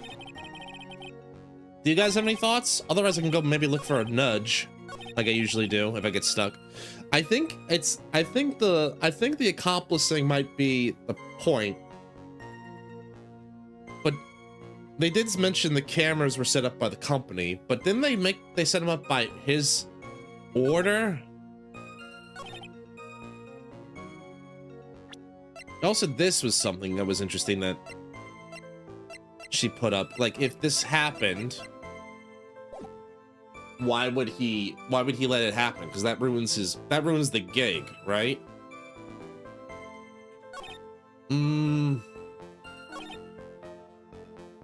Time at which the camera captured me. The only other thing that's coming to mind is, like, it's not technically true.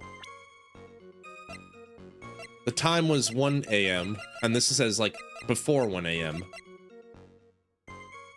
I don't think it's gonna be that simple. Objection! Yeah, exactly. I deserve that. All right. Anyone on YouTube or Twitch side, you guys have any thoughts? Like, I'm thinking, like, I'm trying to think. Here's what I'm thinking. My thought is, I don't have any thoughts. My thought is, like, if we establish that he has to be the one at the office, then who we saw at the photo is either the photo's faked, but I don't know how I would prove that. The other possibility is he had an accomplice, but I don't know if he did, unless I say it was Ron.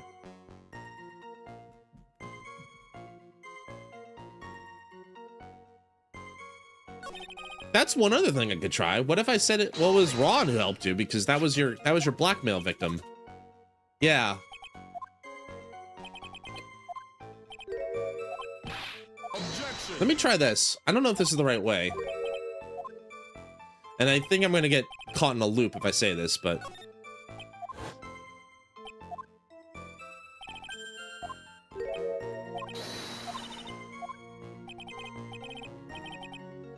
if I say it was Ron, is that correct?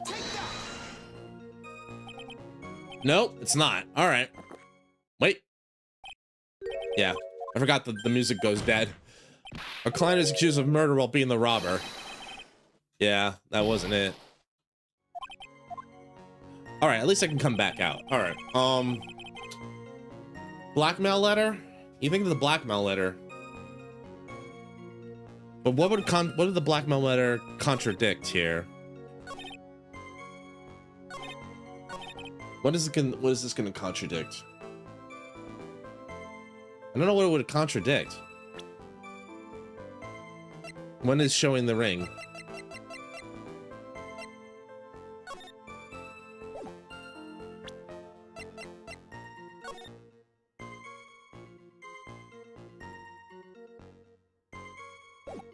When is showing the ring? Not sure I follow what you mean, Snow.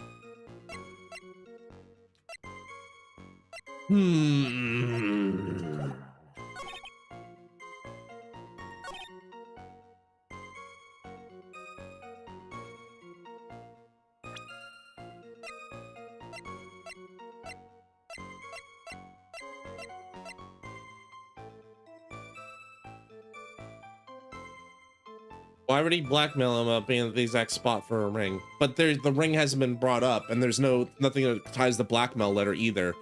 I think the point is to establish, like, this is either the photo is fake or he can't be the person here. Objection. This was torn off and found in the statue. That's not it.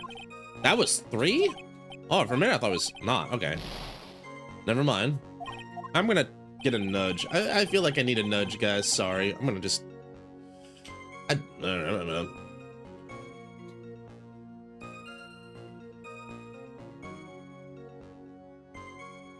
Let's see here. Have you pressed him about everything? I sure have, Dreamer. And there were some things that showed up, but I was like, nothing's really showing off here. Uh-huh.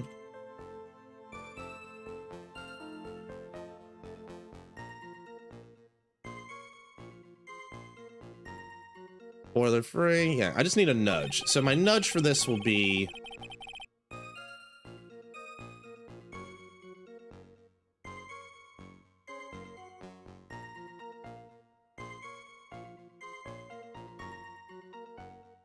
Wait, I pressed everything, didn't I? Oh, okay, it said press everything. All right, well, that's my spoiler free. Did you press everything? I thought it. You know, let's just do what the nudge says. Press everything. I think he said this. This was the accomplice thing. Yeah, we'll press again. Objection. Also, let me go over here. I think we just got to press again. It was weird. I was like, I thought I did that. All right, don't get caught on this. This is just taking life. This is just taking psychic damage for no reason.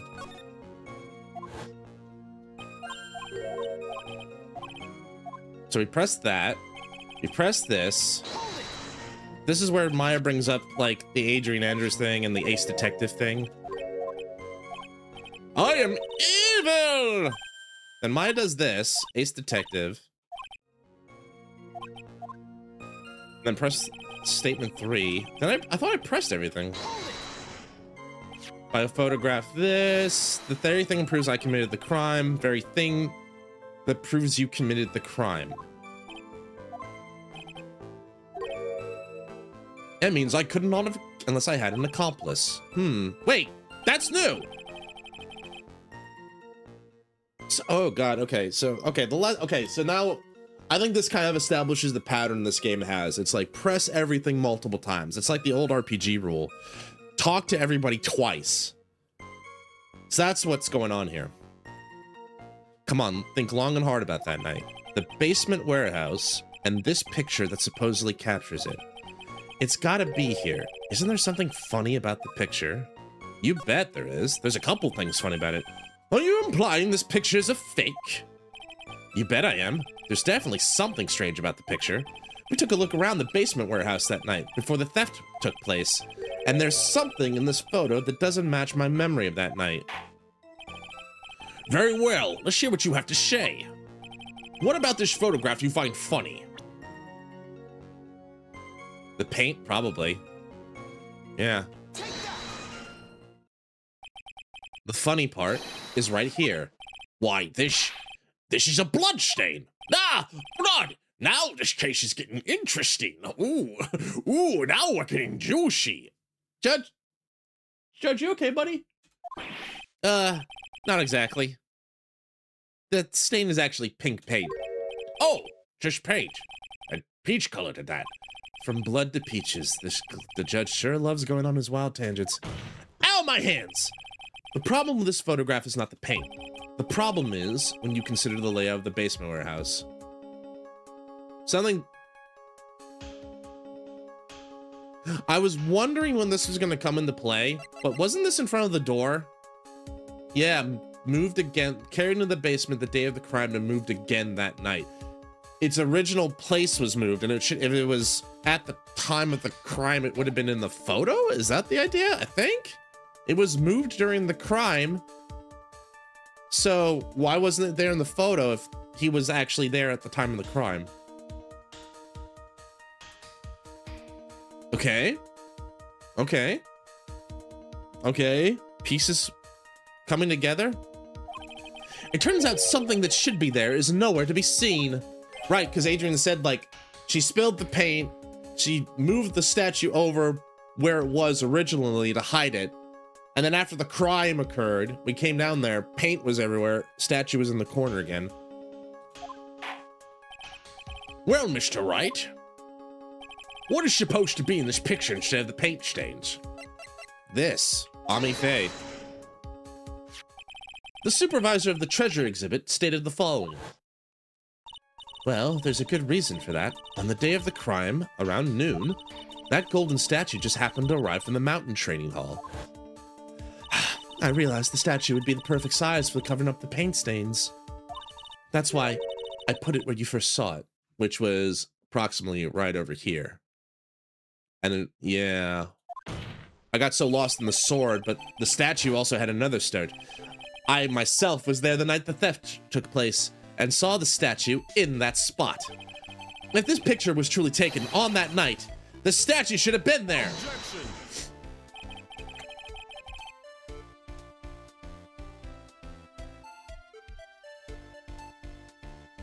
When I went there the day after the theft, that statue of the old bag was sitting in the corner.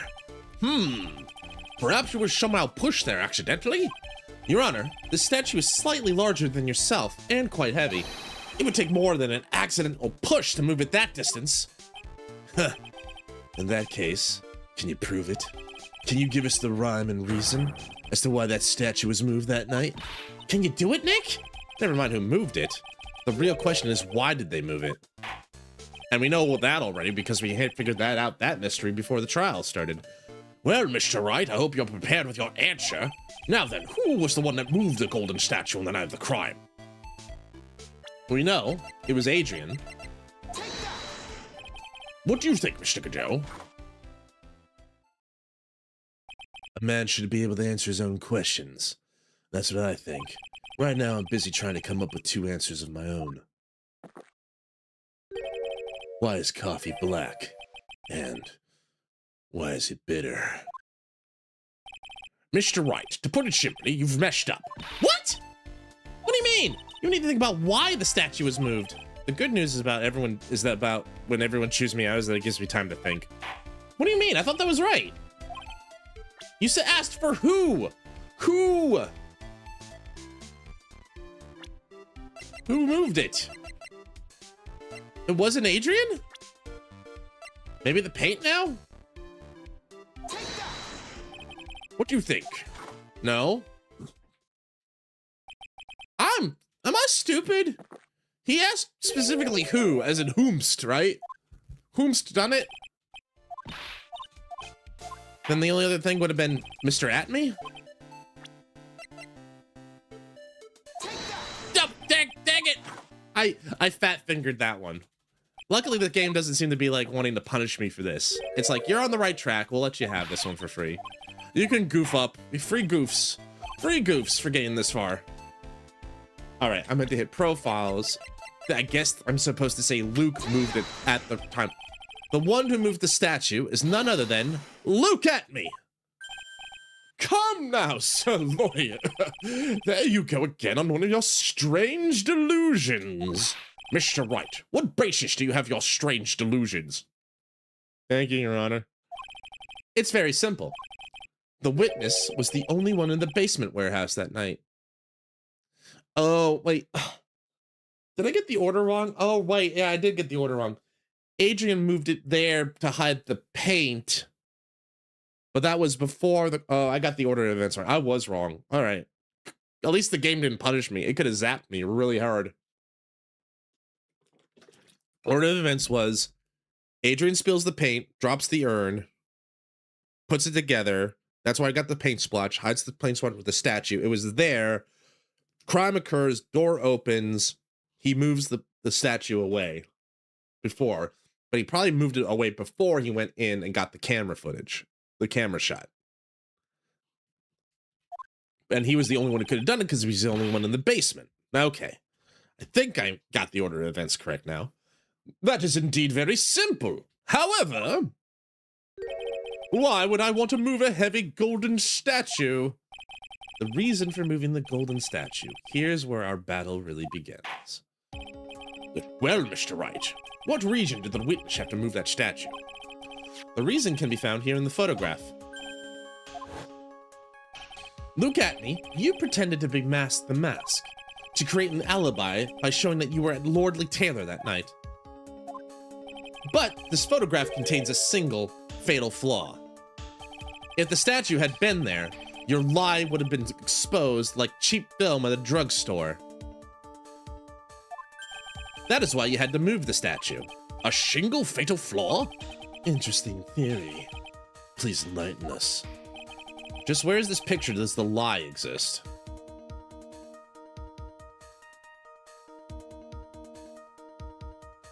I can't present anything.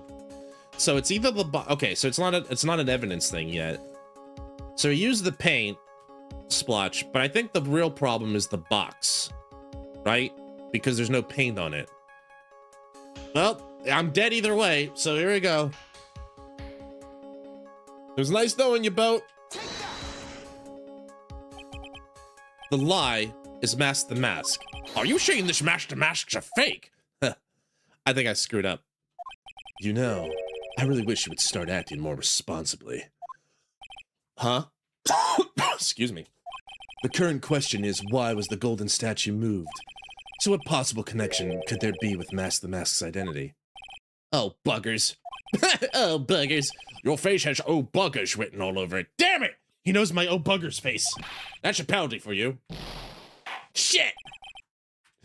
Oh, you're going to jail, Mr. Twink. I'm sorry. The court finds the defendant, Mr. Raw Delight, guilty. Dang it. I couldn't hit the escape button fast enough. Dang it. Saving the content. It's fine.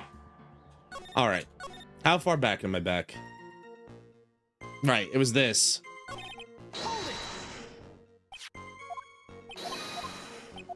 All right. There, he said that. We go here. You bet there is. I thought it was pointing at the box. Maybe the box isn't the thing I point at time here? Like, this was correct, but I thought that was the paint splotch stuff before. All right, so we get here.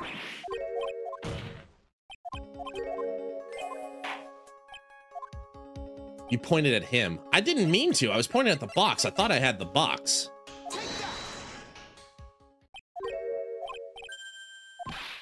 Y'all have, you know, I'm not a did I skip ahead too fast? I was so close.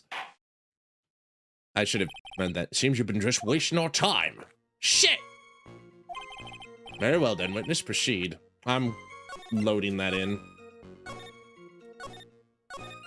I screwed that up. I screwed that up. I went too fast. I was too fast. I could always go story mode if I need to, but... Alright, we go with the paint splotch.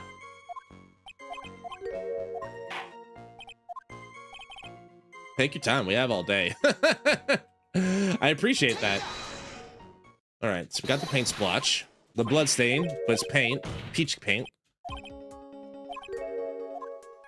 Right, I need to do the statue first. There was the statue first. Then Adrian's testimony comes up. And there's like, you moved it. Objection. And then he's like, nuh-uh. And he's like, oh yeah, well then who pushed it?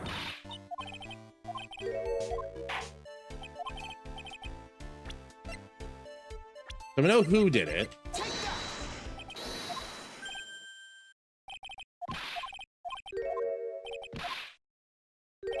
Why would he move the statue? So is it the box again? But I thought I will try again. And I'm gonna save here, so we don't have to do all that again. All right, safety save. You pretended to create an alibi. You're at Lordly Tailored at night, but it contains a fatal flaw. Oh, welcome in. It's good to see you. How you doing? Happy Friday. Hope you had a... It's good to see you. Hoi. It's good to see you. Are you gonna be playing something tonight? Hope so. Prepping for stream? Awesome. Well, I'm glad you're here. It's gonna be so fucking bad. Oh no, you're gonna be great, Well, you're gonna be great. Yeah, I'll be great. It'll be great to see. I'll be there. I'll be there for sure. Meanwhile, I'm in court still. It's great to do this. That is why you had to move the statue. A single fatal flaw. Interesting theory. Please enlighten us. All right, so I thought I hit the box. Did I accidentally touch his like finger and that qualified as him? Or do I need to do the paint splotch again? I was going for like, I thought it was like right here. Does this count as mask the mask?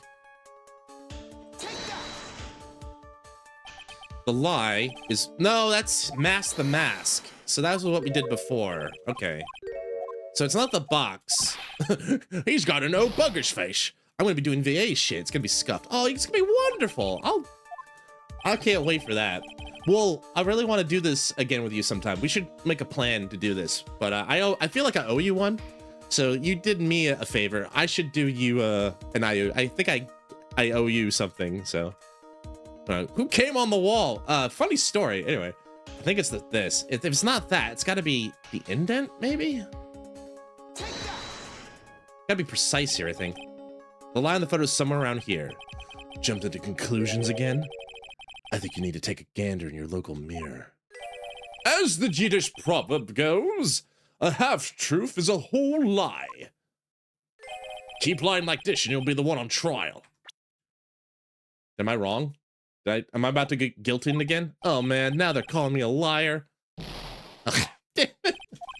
What did I do wrong? I'm so close. I've been guilty again.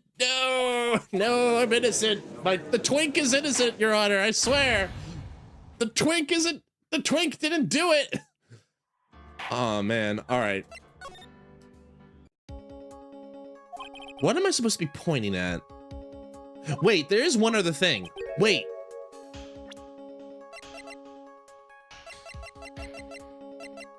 Found the statue.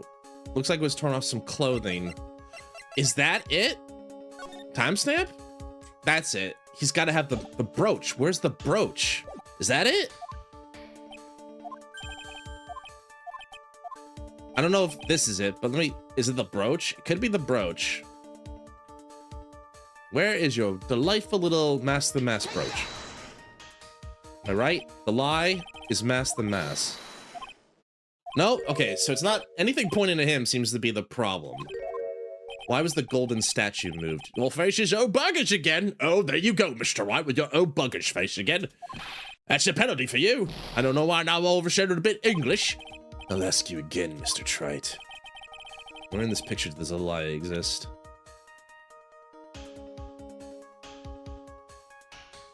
It's not here. Where is the lie? I guess the timestamp, like you said, Dreamer. Let's try the timestamp. Naturally, the lie in the photo is the timestamp. Dreamer wins! Dreamer wins! Good job, Dreamer. Okay. I thought I was trying to prove that, like, okay, maybe I was getting ahead of myself again. The idea is that you gotta prove that the photo's fake and that can't be I thought the box was it. I thought the splotch. I thought, okay. Turns out if this is a lie, then the first thing you probably look at is the photo stamp, the timestamp. What do you mean? I'll tell you exactly what I mean. On the night in question, Luke Atney went to KB Security and murdered King Bullard.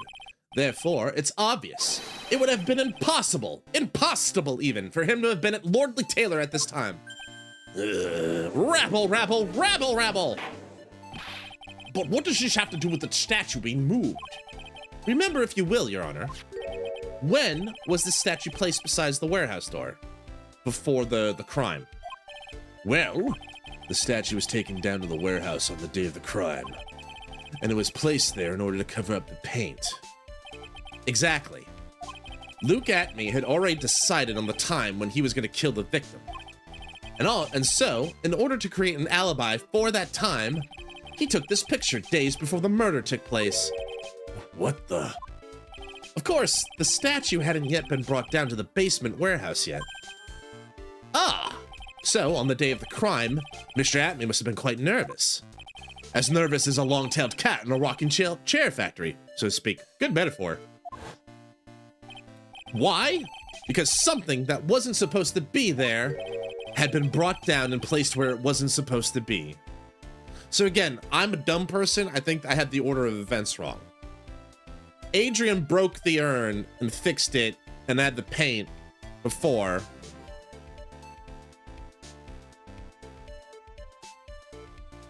So the statue was not there before. Adrian breaks the urn, paint gets everywhere, moves the statue over to cover it up. He comes down, he sees that's not supposed to be there. I gotta move it out of the way because otherwise people think it. Yeah, I'm trying, Snow. Thank you. Appreciate it. And that is why Luke Atney had to move the statue on the night of the murder. He did it to make the room match the way it had been in his photo. Ah! So at the time, the splotches were already there. That was the order of events I'm getting wrong over and over again. Order! Order! Mr. Atney, is this true? One moment, Your Honor. Have you forgotten this? What is that? The data for the basement warehouse computer. According to this, the camera did indeed go off on the night of the crime. Objection! It's true the camera had been set up by Lordly Taylor's staff. However, the program used to manage that data was yours. That alone would have allowed you to tamper with the data. Rabble, rabble, rabble. Order! Order! Mr. Godot, what is the meaning of this? Coffee.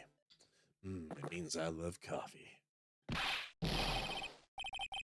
Godot, I warned you about making me wait. Put that coffee down. My 11th cup. That's a lie. That's just a flat out lie. He's had like 20, 30. He's had at least 30 cups of coffee. My 11th cup. I've promised to drink no more than 17 during the trial. Now it's time for me to break that promise. Which means I'm still good to the last drop. Ladies, Ladies, you know, if you listen to this smooth jazz, that I'm good to every last drop. You can suck me down bit by bit, cup by cup, liter by liter. Anything you want, baby. It's yours to the last drop. 1 second.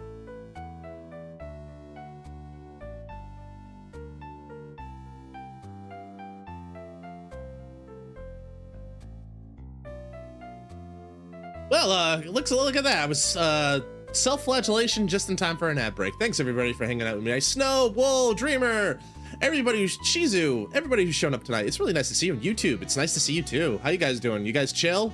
You guys chill over there? You having fun? I hope you're having fun. Having a good one, I hope. Alrighty then. I'm looking forward to watching Wool later today. Wool's a good bean. I like hanging out with Wool. I'm chill. Boss is on leave. I'm on leave for 4 days, and I guess so. Monday is my birthday. I'm thinking the plan will just be we're gonna just play a bunch of games all day.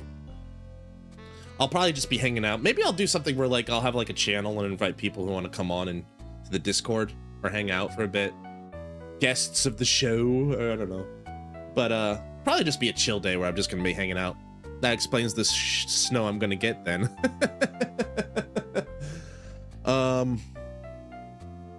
But yeah, we'll just have a fun day. I already have a couple games I think I could play, and there's a couple on my mind. You know, there's 14. We could play some UFO 50. Maybe a nice new cozy game I got or two.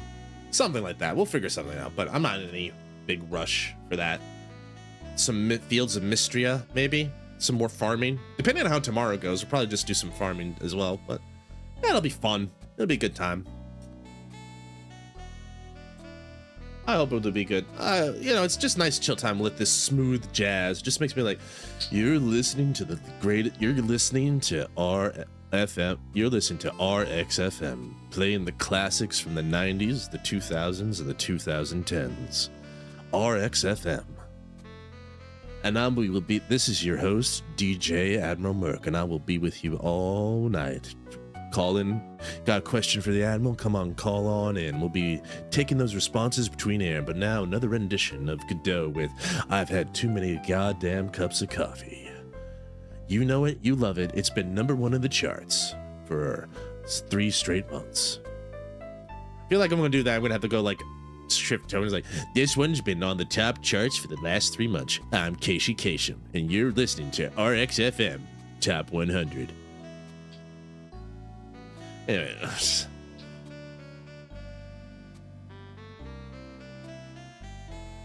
Silly voices. All right. Looks like ad breaks are just about over. Thanks for hanging out and being patient with me, everybody. I do appreciate it. Hope everyone's having a good time. I'm having a good time. All right. I'll get make sure my windows are in good place. There we go. Let's continue. However, the French has a very good point. A good point? So what? We are all but travelers on the road of infinite points. Because you realize you're a prosecutor prosecuting a murder trial, right, Godot? I think he's got his points mixed up with his other points. So you say this photograph was taken ahead of time, and that the statue was moved in order to make it match. That's a very interesting idea. However, there's one point that can't be denied. And which is... coffee. Cup number 12. And it's only a possibility. Men that are trapped by the chains of a maybe can never reach their dreams. That's very true. Confusing, but true. No way! Don't fall for that, Your Honor! Hey, Mr. Damask. Yes? If there's no funny business in your actions as Mask the Mask, there should be no problem with you telling us your strategy. So let's hear it. Yes, please provide the court with your testimony about your plan to steal the sacred urn. All right.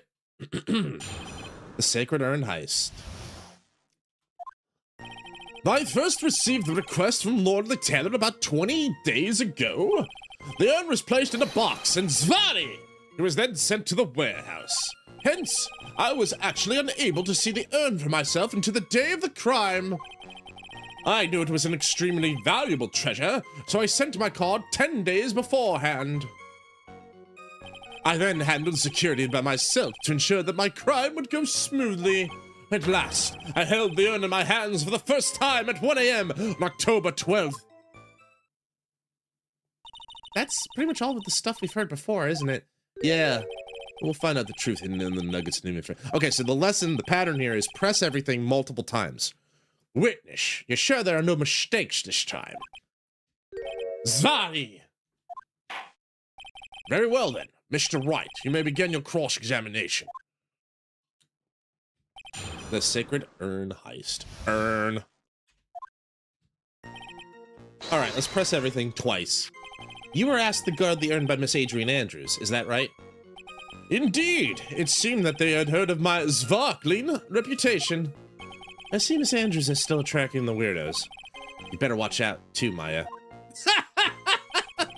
Urn. You mean this box? Yes, that pathetic box. Lady Andrews was especially taken with that urn, and she wouldn't let anyone enter the storeroom, not even me. Huh, interesting new tidbit. So, you're sure you've never seen the urn before? Indeed! You may ask Lady Andrews to confirm for yourself. My security was focused entirely on the entrance to that warehouse. However, look at me! Let no information whatsoever slip through my fingers. You mean this calling card? That's right! That is without a doubt my calling card. I guess Mr. Delight didn't make this after all. Of course. Because Atme knew about the emblem. Making this card authentic would have been child's play for him. Then no one entered the basement warehouse. Unfortunately, there were many different treasures being taken there. Thus, for a period of approximately 5 days, people were indeed going in and out of the warehouse. Alright, and then the last press, and then we'll go around the loop one more time. And this is the photo that proves that, huh? This one. Indeed! To be honest, even if a photo was taken, I didn't think it would matter terribly much. Hey, Nick, if this photo's a fake, Detective Atme might have stolen the urn whenever this was taken. That's true. You know, he's been saying that he never saw the urn until that night. If we can prove he's lying there, we can wrap this up and put a bow on it.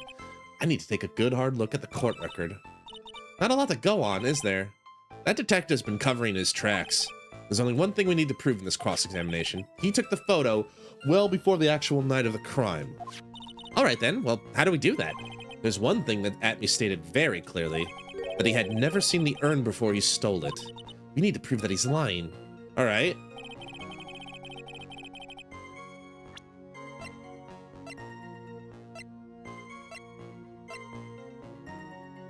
Kept out of sight, repaired by, and then replaced in its box. Alright.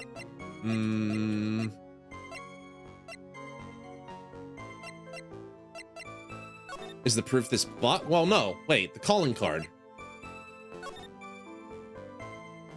How do you know to call it an urn? Because he said it was 10 days, right? And he said he never saw it, right?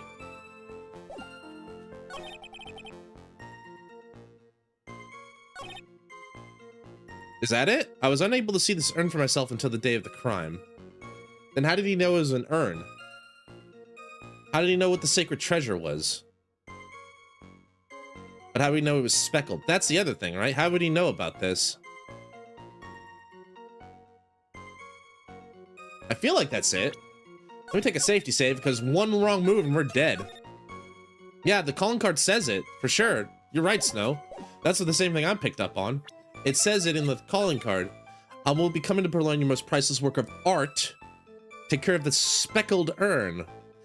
Adrian broke it before the night before the crime. So it wasn't speckled before then, because look, that's not speckled. That was the exhibition, that's the promotional person. poster. So how did he know? Maybe? Objection! Yes! Mr. Atney, if you really are Mask the Mask, then you also wrote this calling card, correct? But of course! Is there a problem with that calling card? Allow me to read a passage from the calling card that Mask the Mask had written. Take good care of the speckled urn. Now, the speckled here surely refers to the pink pattern on the sacred urn. Yes, that is true. But show what?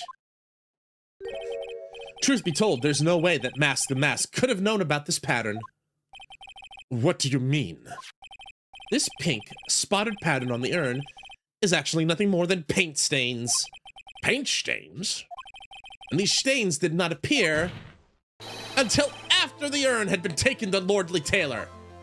No, even Godot's not. I'm not finding this joke to be very funny, Mr. Trite.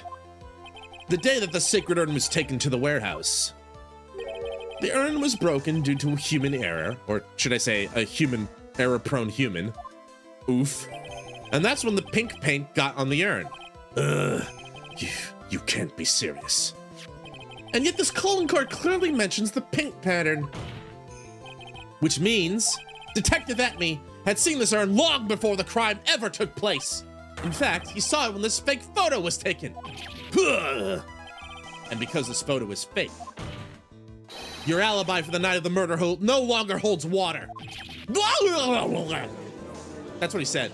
It was quick, but that's what he said.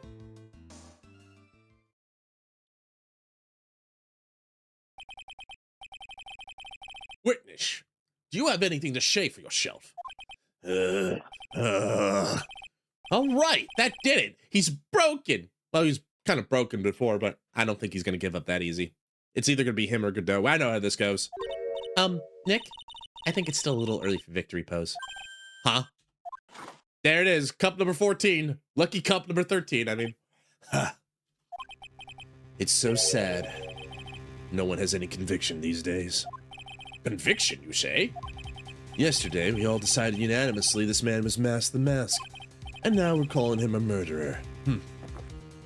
You don't think we're being a tad fickle? Well, that's a good point. No way! Don't fall for that too, Your Honor! You say Luke Atney was the one who killed Kane Bullard? Then let me ask you this. Why would he do that? An excellent point. Motive, Mr. Wright, motive. Might you, my merry murderous motive manifest? Nick, he's getting his second wind! If he prepared an alibi and pinned his crime on Ron Delight, as you say, he must have had a very strong motive for murder. The only one with any motive we've seen is Ron Delight. Isn't that right, Detective? Indeed, according to my own research, the boy's motive is clear. Without a motive, it's nearly impossible to prove guilt in a murder case. Now then, maybe you can enlighten us as to what the defendant's motives were. I'd be honored to, Sir Oldtimer. They're doing everything they can to make Ron look suspicious. Despite our lack of hard information, this may be our only chance. Motive for murder. All right. Look at me, had no points of contact with the victim whatsoever. Kane Bullard decided to investigate Mask the Mask and simply mistook who he was. It was Mr. Bullard who wrote the blackmail letter and sent it to Ron Delight. And it was again Mr. Bullard who harbored a grudge against Mr. Delight for his betrayal. Mr. Bullard's mistake is quite excusable. The defendant truly believes he's Mask the Mask. That is why Mr. Delight saw it fit to kill Kane Bullard. Truly a tragedy. So the victim, Kane Bullard, blackmailed the defendant? This is the blackmail letter found in the defendant's apartment. A handwriting test confirms Mr. Bullard was indeed the one who wrote the letter. Okay, so this is Bullard's letter. What? Blackmail letter updated. All right. Very well, Mr. Wright. Begin your cross-examination. So, motive for murder. All right. We're going to press everything like we did before, but let's see here. And who in the world is gonna prove that? I will. Huh? After doing a thorough background check to Detective Atme and Kane Bullard, we were unable to find any links between them. It's all in the report. Perhaps they were connected through their work? They were both involved in security? Nope. That was blunt. In any case, the only one with a motive was Mr. Delight. Decided to investigate Mask and simply mistook who he was. Mistook? That's right, mistook. From the Old Norse mistaka, meaning to take an error. That wasn't what I meant. Just who did the victim mistake Master Mash to be? Why, the answer is obvious. Ron Delight, of course. Boy, I'd like to wipe that smug look off this guy's face. Let's press a little harder. Ow, my hands! Why would the victim mistake the defendant for Mask the Mask? Don't you already know that? Zvadi, take a look at this newspaper. Oh, that's the famous Tear of Emanon, a magnificent jewel. That photo shows a magnificent detective as well, does it not? Furthermore, it also shows an ugly god, namely the defendant. The defendant? The victim clearly misread this article and Zvadi! He got the wrong impression. The impression that the ugly security guard is in fact Mask the Mask. Are you like... Is our boy jealous of Ron? Like, I don't... Ron's a lot of things. Stupid, mousy, stupid a second time, stupid a third time, but he's not ugly. I see. That was an unusually reasonable deduction. You mean this blackmail letter right here? Right. It says bring $50,000. And the handwriting is, without a doubt, the victim's. The letter mentioned, yeah, there's no mistake. We have an official report to prove it. But I don't see an addressee on the letter anywhere. An addressee? This letter was discovered in Ron Delight's department. And Mr. Delight did show up at the designated time and place. The fact there's no addressee is irrelevant. I wonder... What's up, Nick? I just had a thought. What if the blackmail letter wasn't meant for Mr. Delight? Whoa! Do you have any evidence of that? For some reason, I can't shake the feeling there's something not quite right about the letter. Well, everyone, are you dissatisfied? Let's keep pressing everything, but I think the letters are now it's time to present the letter. What do you mean by that? Oh my, I was certain you were already aware. KB Security has a lot of security info at all sorts of companies. Yeah, sure, Snow. Since I was a security team chief, I stole data from the company. Kane Bullard had yet to forgive young Mr. Delight, which is why he sent him that letter upon mistakenly believing he was the thief. Here's a file that we discovered in Mr. Bullard's office. Evidence Mr. Bullard was receiving money through blackmail. However, isn't this a bit odd? Why did the defendant pay Mr. Bullard the money, even though he wasn't actually Master Mask? At that point, there was an unfortunate bit of chance. What do you want to see, Snow? What do you want to see? We got the box, the urn. We got Ron's testimony about the heist. From the Mask's second heist, he was stealing as directed by letters. The letter went off, buzzer went off. I think that's done. There's the Canes list, the Raising Canes list. Yeah, the Tear of Emanon was the top of that, and that's linked to the newspaper clipping. He was keeping track of all of the Mask thefts. Can I see the... And then we got the key card, which showed that. It's blue. This? You wanted to see this? It's blue. It is blue.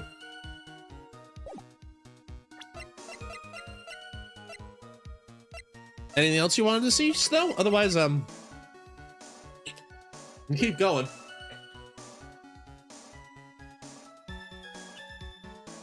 All right.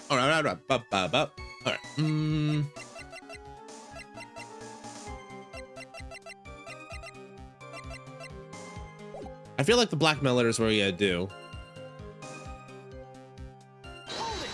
What do you think about it, Snow? Let me do it. Do you really think that story's gonna hold up? That assertion is not merely my own, I'm afraid. It clicked. What do you mean? I have here a memo from Ron Delight's wife, Desiree the Delight. Desiree Delight. What a delight indeed. Ronnie thinks he's Mask the Mask. Don't you feel sorry for him? Please don't think too badly of him. Heh. Well, Mr. Trite. Was he trying to act like Miss Delight just now? Oh, was he trying to like put it on a voice? Dang it, I should have done that. I thought he was actually pretty convincing.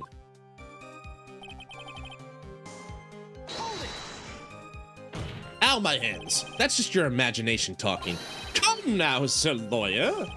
I'm afraid imagination isn't the right word for it. This is a deduction, the result of carefully applied reasoning. Can we hear that careful reasoning for ourselves? It's a long story and better saved for another time. Very well, another time. Those so-called long stories aren't usually that long. At least not in my experience. You're gonna try and connect Detective Atman to Mr. Bullard. Yeah, that's right. Hopefully it requires surgery. What is the option to press on? I don't know. I have to talk about the blackmail. I don't think the letter was. Since you don't, you should press him for more testimony. Oh, I gotta keep talking. Oh, here we go. One again. Round and round we go. Where we stop, no one knows. And who is the world is gonna prove that? Me. Background check.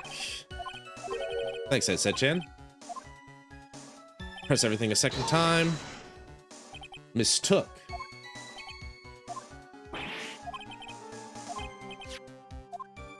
Boy, I'd like the white bit. Press harder. Ow, my hands. Why would the victim mistake the client? Don't you already know? Zvati. The letter wasn't meant for Ron since it drew as blue and not red. Yeah. Take a look at this newspaper. The famous jewel. That photo. This is all done. The defendant. Zvati. Impression. This is all stuff we've seen before. Keep pressing. He's gotta shake something out. You mean this blackmail letter here? It says bring 50,000 and the handwriting is the victims.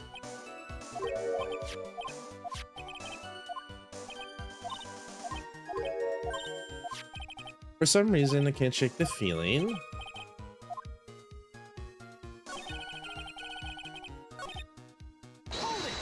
Yeah, his argument's invalid for sure, Snow. I'm just trying to see if They mentioned the press again. I was like, do I need to do this again? Use the newspaper with that? We'll see.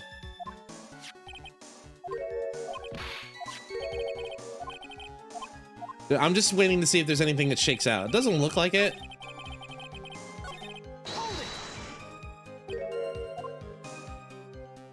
Okay. This part. Oh, I can do this at least. We can do the impression of Godot doing an impression. Ronnie thinks he's Mask the Mask. Don't you feel sorry for him? Please don't think too badly of him. Not bad, Godot. That was fun. Well, Mr. Trite. Ugh. All right. I think this is it. I'm gonna safety save. I think this is it because this is the only one that directly brings up the letter. And he says it was for Ron. But if that's the case, why does it mention a red diamond? Objection! My big smart brain is big smart braining! Do you mind if I ask you a few questions, Detective Atman? Well, if it's just a few, I guess it's all right. When you said that this letter was addressed to Ron Delight, I couldn't help but notice one major contradiction. Contradiction? I don't know where a walking contradiction like you gets off saying things like that. You're one to talk. At times like these, men are made to express themselves with their fists. Why don't you show us what you got there, Junior? Indeed, time to man up, Mr. Wright. You challenging me to a fight, old man? Show us the contradiction and evidence in the content of the blackmail letter. A red jewel combined with the newspaper clicking. I think that's your right. I think you're right, Snow. I didn't think it was like this, but the male wrench is red. This is blue. Take a good look at this newspaper clipping. Oh, every time I do, it leaves me ripping. I tried to make a... I don't know, that's not gonna work. I should go. It contains a picture of the Tear of Emanon, the stolen jewel. Well, what about it? The problem is this jewel's color. Color? I'm not much for discussing color myself. According to the clipping, the color of the stolen jewel was blue. However, in the blackmail letter, a totally different jewel is mentioned. I'll take that red diamond you received the other day. What, red? Which means the red diamond described in the blackmail letter is not the Tear of Emanon that this mask stole at all. Rabble, rabble, rabble, rabble, rabble. And your point is, Mr. Trite? So you're trying to say that this blackmail letter was intended for someone else? That's what you're trying to say, right, Trite? That's what you're trying to say, right, Mr. Wright? Well, that's what you're trying to say, right, Nick? Why is everyone yelling at me? Yes. This is who Kane Bullard was actually blackmailing.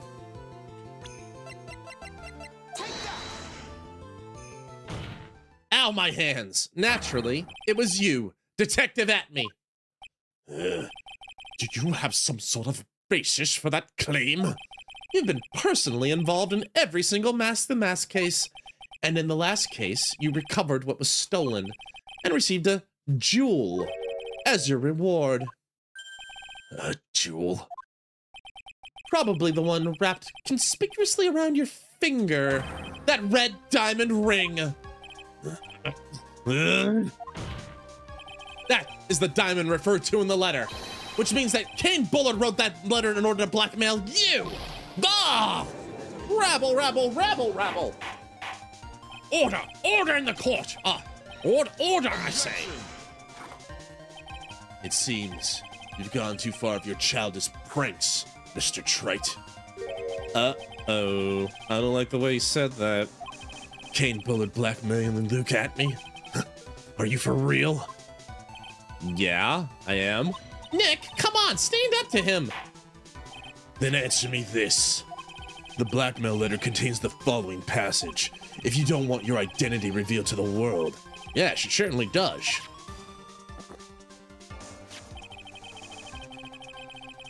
Kane Bullard threatened to make Luke Atme's identity public knowledge. An identity he wanted to keep a secret. So just what was that identity?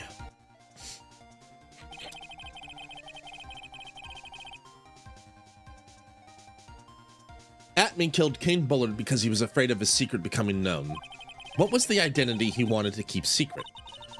This is what it all comes down to, Nick.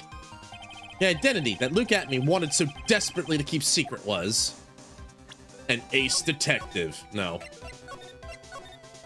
I think the only thing that makes sense is he's not Mask the Mask. He's not an ace detective. He was blackmailing someone else. It was a blackmail of blackmail. That's what we figured out, right? Luke Atme was a blackmailer. Hey now, isn't that a little different from what you've been saying? You said that Kane Bullard was the one blackmailing Luke Atme. You saying Atme was blackmailing someone else on top of that? You have to admit, that does sound a little odd. It's not odd. It's the only thing that makes any sense. Kane Bullard was blackmailing Luke Atme. But Ron Delight was also being blackmailed by a certain someone. So, did you start receiving blackmail letters after this incident? Yeah, just a few days after the Tear of Emanon heist. After that, I started getting the plans in the mail. I received plans from some very kind person. Incredibly detailed plans. Detailed plans? In which case, that would mean Ron Delight was actually Mask the Mask. That is what we're claiming. Someone else came up with the plans and had Mr. Delight steal the targets for them. And that someone was none other than Luke Atme. Rabble, rabble, rabble, rabble. Shh! Silence!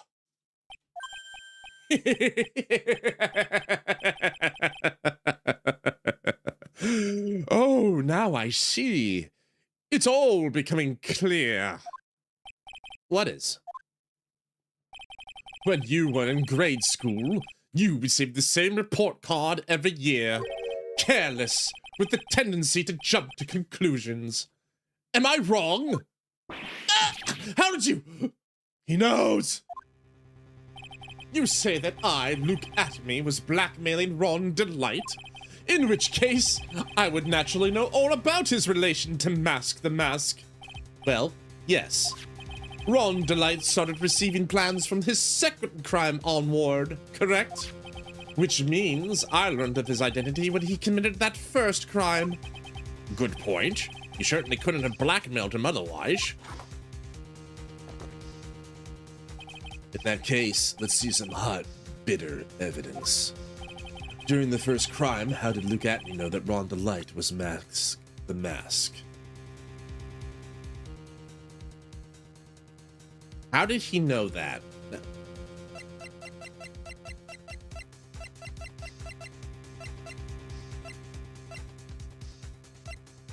How would he know that?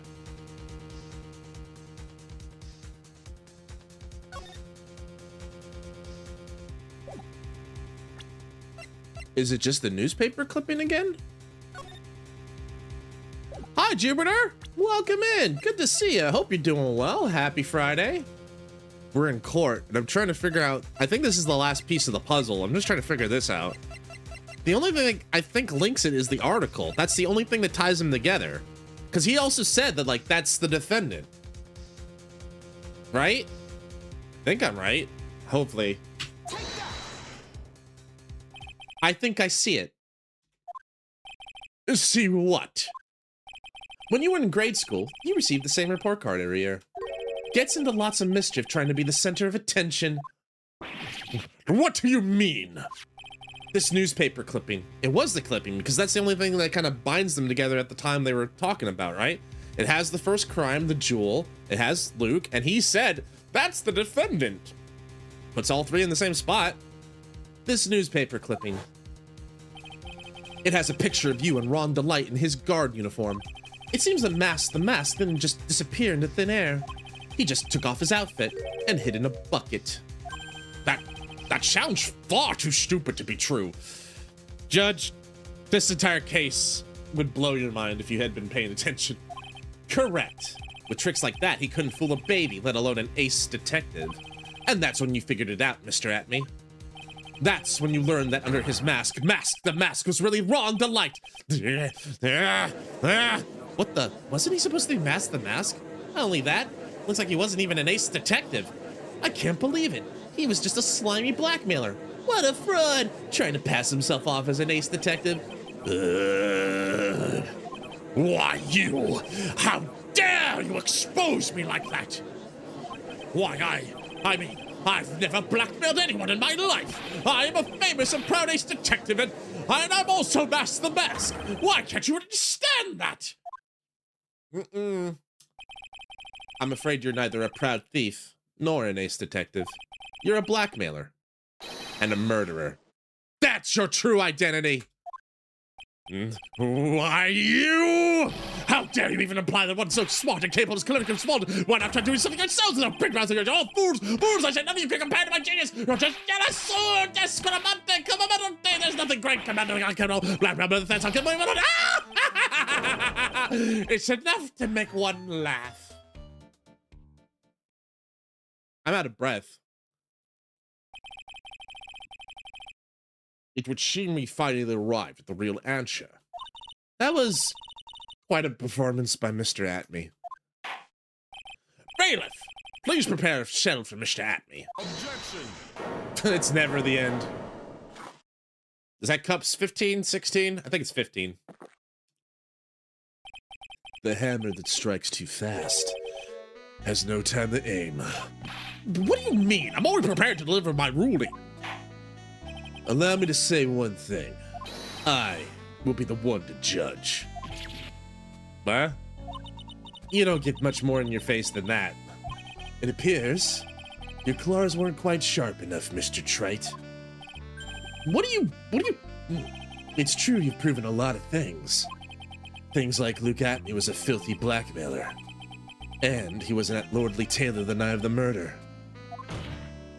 That's right. That's why he's the one who killed Mr. But still one thing you've yet to prove. And what's that? Just because he wasn't at the warehouse doesn't mean he was at the murder scene.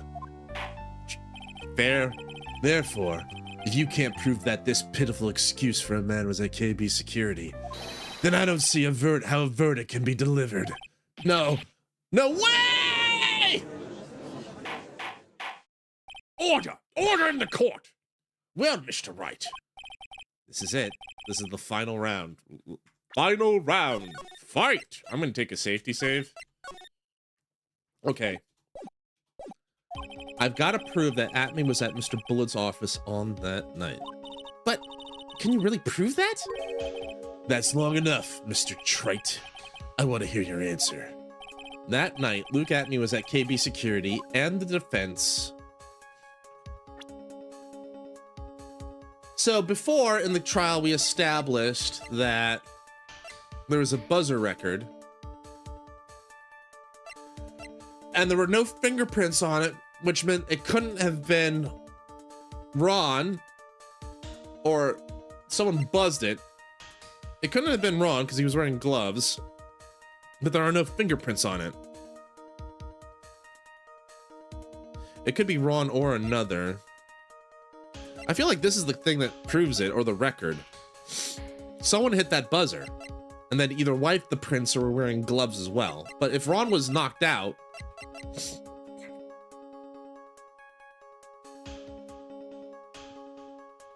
yeah, it could be Ron or someone else, right? It could have been him, but we know that if Ron was knocked out, then whoever hit that buzzer was the murderer. Yeah, we don't have, that's not decisive enough, I don't think. The mask knocked Atme out during the crime with a blow to the head, and that was found at...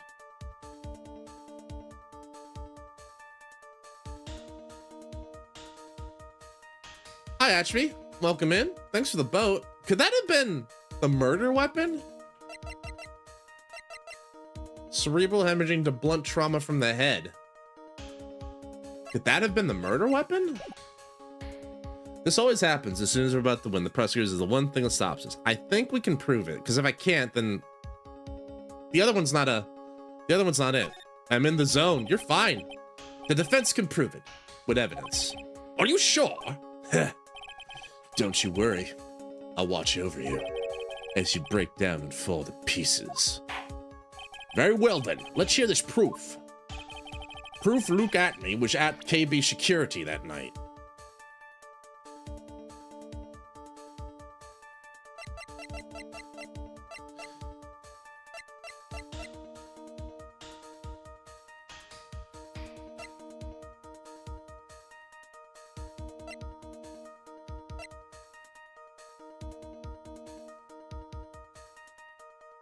That was Ami Face statue.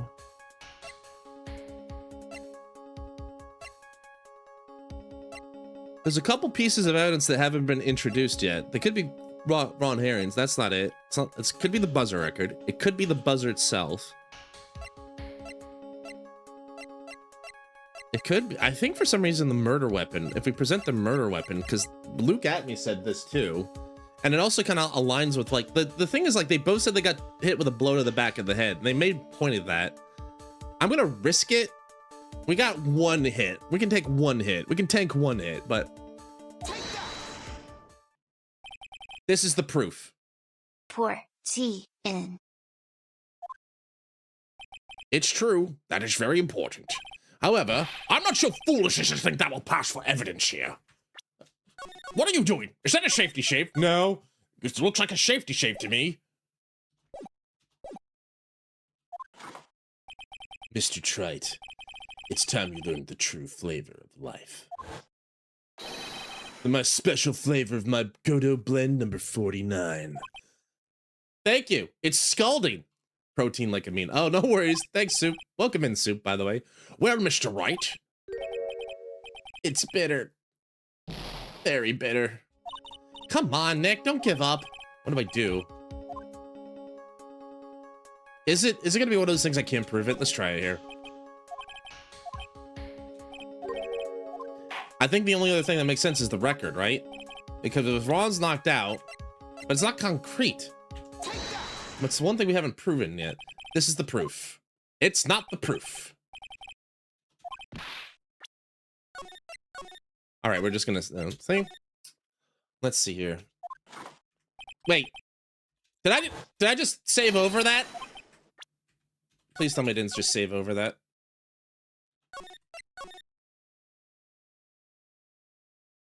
Oh my god, do I gotta do it all over again? Please tell me I don't have to do it all over again. Fuck.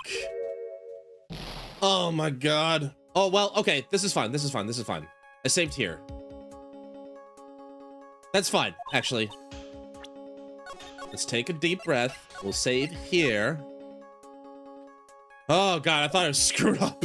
Like I lost about an hour game. What do I do? Let me just try this. I can't prove it. That's game over. Just as I thought. Rabble, rabble, rabble, rabble.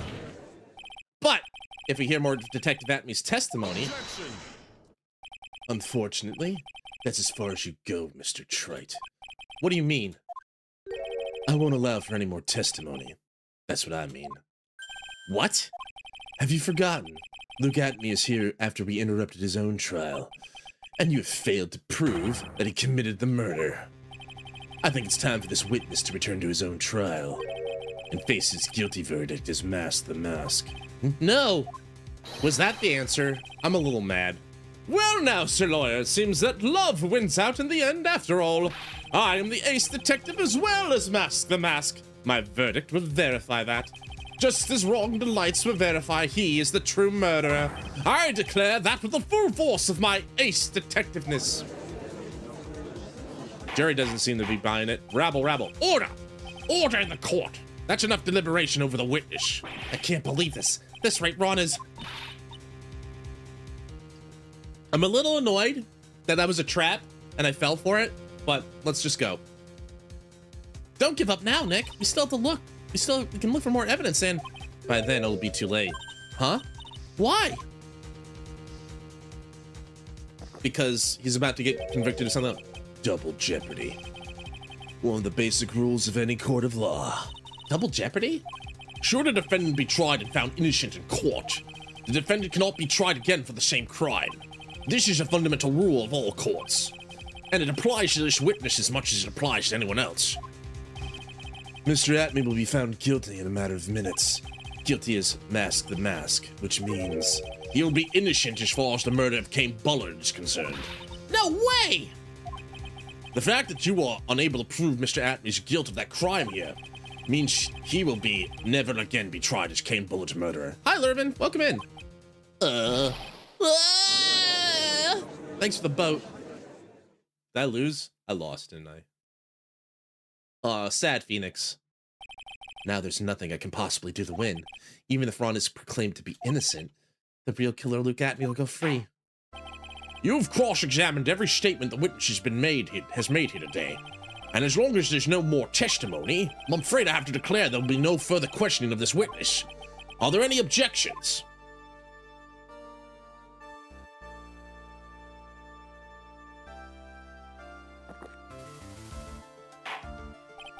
Then I hereby end the cross-examination of Luke Atmy. Is that it? Objection! What? I think I see it. Your Honor, when you were a child, this is what was on your report card every year. Has poor hearing and often makes mistakes as a result. How did you... Who knows? Miss Crappleberry, is that you? Phoenix, raise your head up high. Have you forgotten what I used to tell you? It can only be. A lawyer is someone who smiles no matter how bad it gets. It can only be. That voice. No way. Long time no see, Phoenix. Mia! Mia! This is the true power of the Kurain channeling technique. I know that it's really Maya who's standing before me, but right now she's my mentor, Mia Fey. Now, let's do this. But there's nothing more we can do, Mia.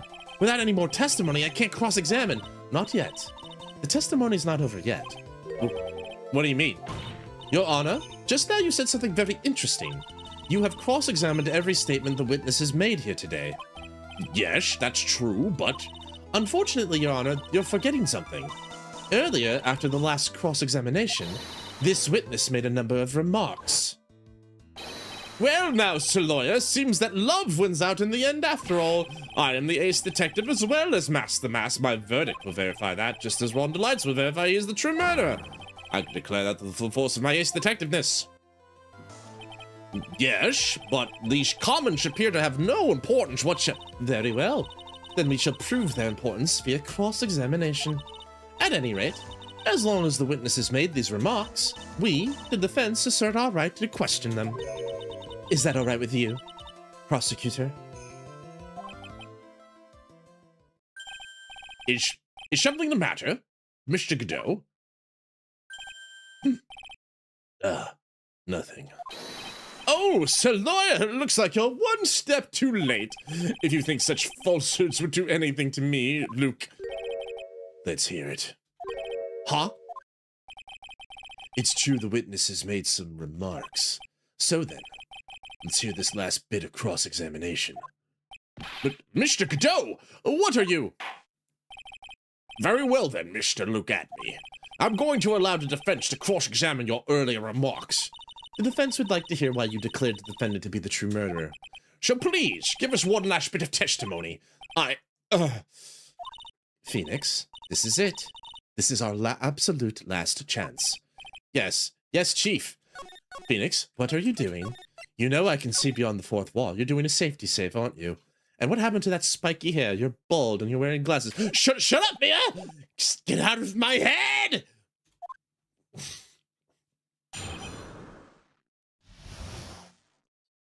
Last testimony. Indeed, it is true that I was not at Lordly Taylor. I had to leave to see about another vitally important job request. I had known about the date beforehand, so I had this photograph readied. My brilliant deduction was what informed me the true culprit was Ron Delight. And thanks to the key card and wallet, it was abundantly clear he was there. I was also able to make a deduction from the buzzer, which only sounded once. The button did not have any fingerprints on it. Why? The victim would have left prints if he sounded it, which means the killer sounded it. Mr. Delight was wearing his Mask the Mask outfit, which is why he left no prints. And the blackmail letter? The victim likely just mistook the color of the jewel. Zvani! Therefore, all the evidence points to the poor boy. This testimony actually seems to hold up pretty well. It's pretty tight. The witness's early remarks do not appear to have been hastily prepared. All of his points have been explained. None of them seem to contradict anything. But of course... But, how do you know about the emergency buzzer? The police investigation documents went directly through me. And I always look over all the documents. It's elementary, Sir Lawyer. Are you gonna make even more trouble for us now, Sir Lawyer? I will not allow any of your unusual shenanigans, Mr. Wright. Yes, Your Honor. We cannot postpone Luke Atmy's trial any longer. This is your last chance. Hang on a sec. Just one chance? It seems the party's about to begin. Well, Phoenix, there isn't any evidence that contradicts with that testimony. So it would seem. What do you mean, so it would seem? Listen, Phoenix. Pointing out contradictions doesn't always mean you have to present evidence, does it? At any rate, this is our last chance. If you can't point out a case-breaking contradiction, you lose. That's all there is to it. Oh, is that all there is to it? Game over. Easy for you to say, Mia. You're dead! Sorry for the yelling, by the way. Cup number 17. The last cup. It seems like time has come to put an end to this trial. I have to find a fatal contradiction in the testimony, and I need to point it out without presenting evidence. Huh? Which means all I can do is find the contradictory mark and press it. All right, at least the game lets me know. You get one press, so we could brute force it. If worst case scenario, but let's try to be smart about it. Remember, you only get one chance. Very well then, Mr. Wright. Please begin your cross-examination. How did he know Ron was wearing the thief outfit? The only way he would have known is if he was there when Ron was coming to meet the CEO. Of course, he could be lying, right?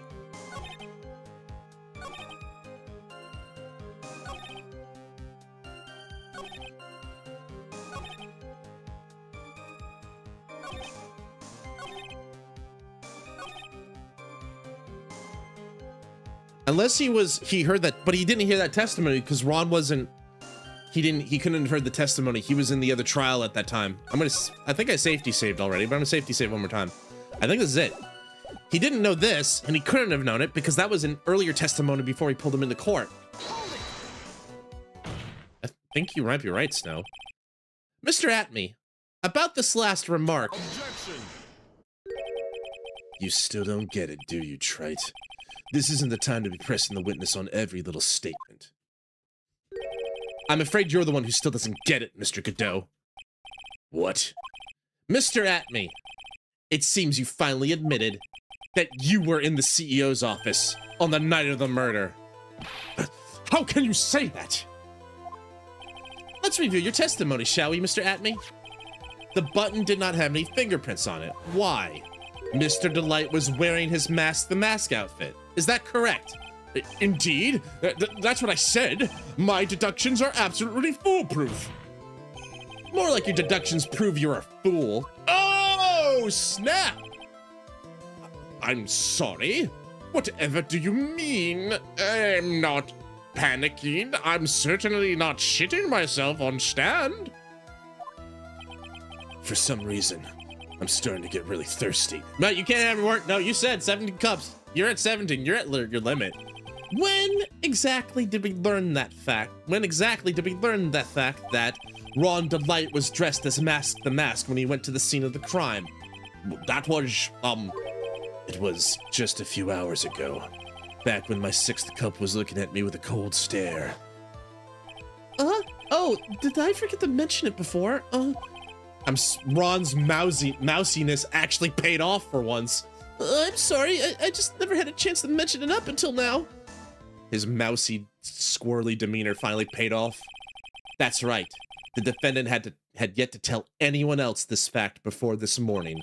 Therefore, the only people who should know this are those who have been watching the trial. Hi, Depp. Welcome in. Do you understand now, Detective Atme? There's no way you should have known about that.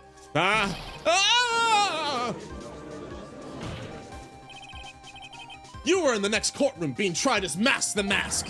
So then enlighten us. How did you know about that piece of information? Well, Come on. the detective must have known about it. He probably had plenty of chances to find out beforehand. And it's those chances I want to discuss next. That night, Mr. Delight was wearing his Mask the Mask outfit. There is one and only one way for Detective Atme to have found that out. Only one way, you say? Please recall, if you will, Mr. Delight's testimony. When I entered the office, there was a suspicious shadow there. He bonked me real good. For a second, my client witnessed the real killer. Objection. Ow, my fist! But Mr. Delight never saw his attacker. So there's no way to tell whether or not the real killer was Luke Atme. Objection! Bitch, please. It's with that statement that I'll turn this case on its head. Just what are you implying? Mr. Delight saw the real killer, correct? Now, if you turn that statement around, the killer saw Mr. Delight. It stands to reason the real killer also had seen Mr. Ron Delight. Impossible. Impossible.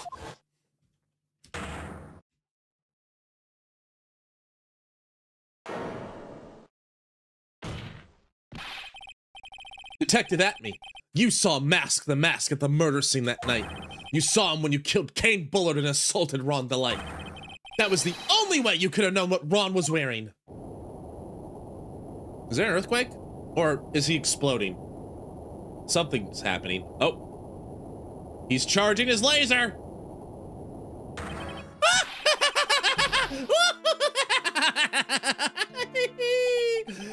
Take a good look, everyone. Unable to find a rival worthy of my genius, I was forced to create one by myself. Here I am, the tragic clown. That's the same line you gave yesterday. But I think there's a little more meaning behind it this time.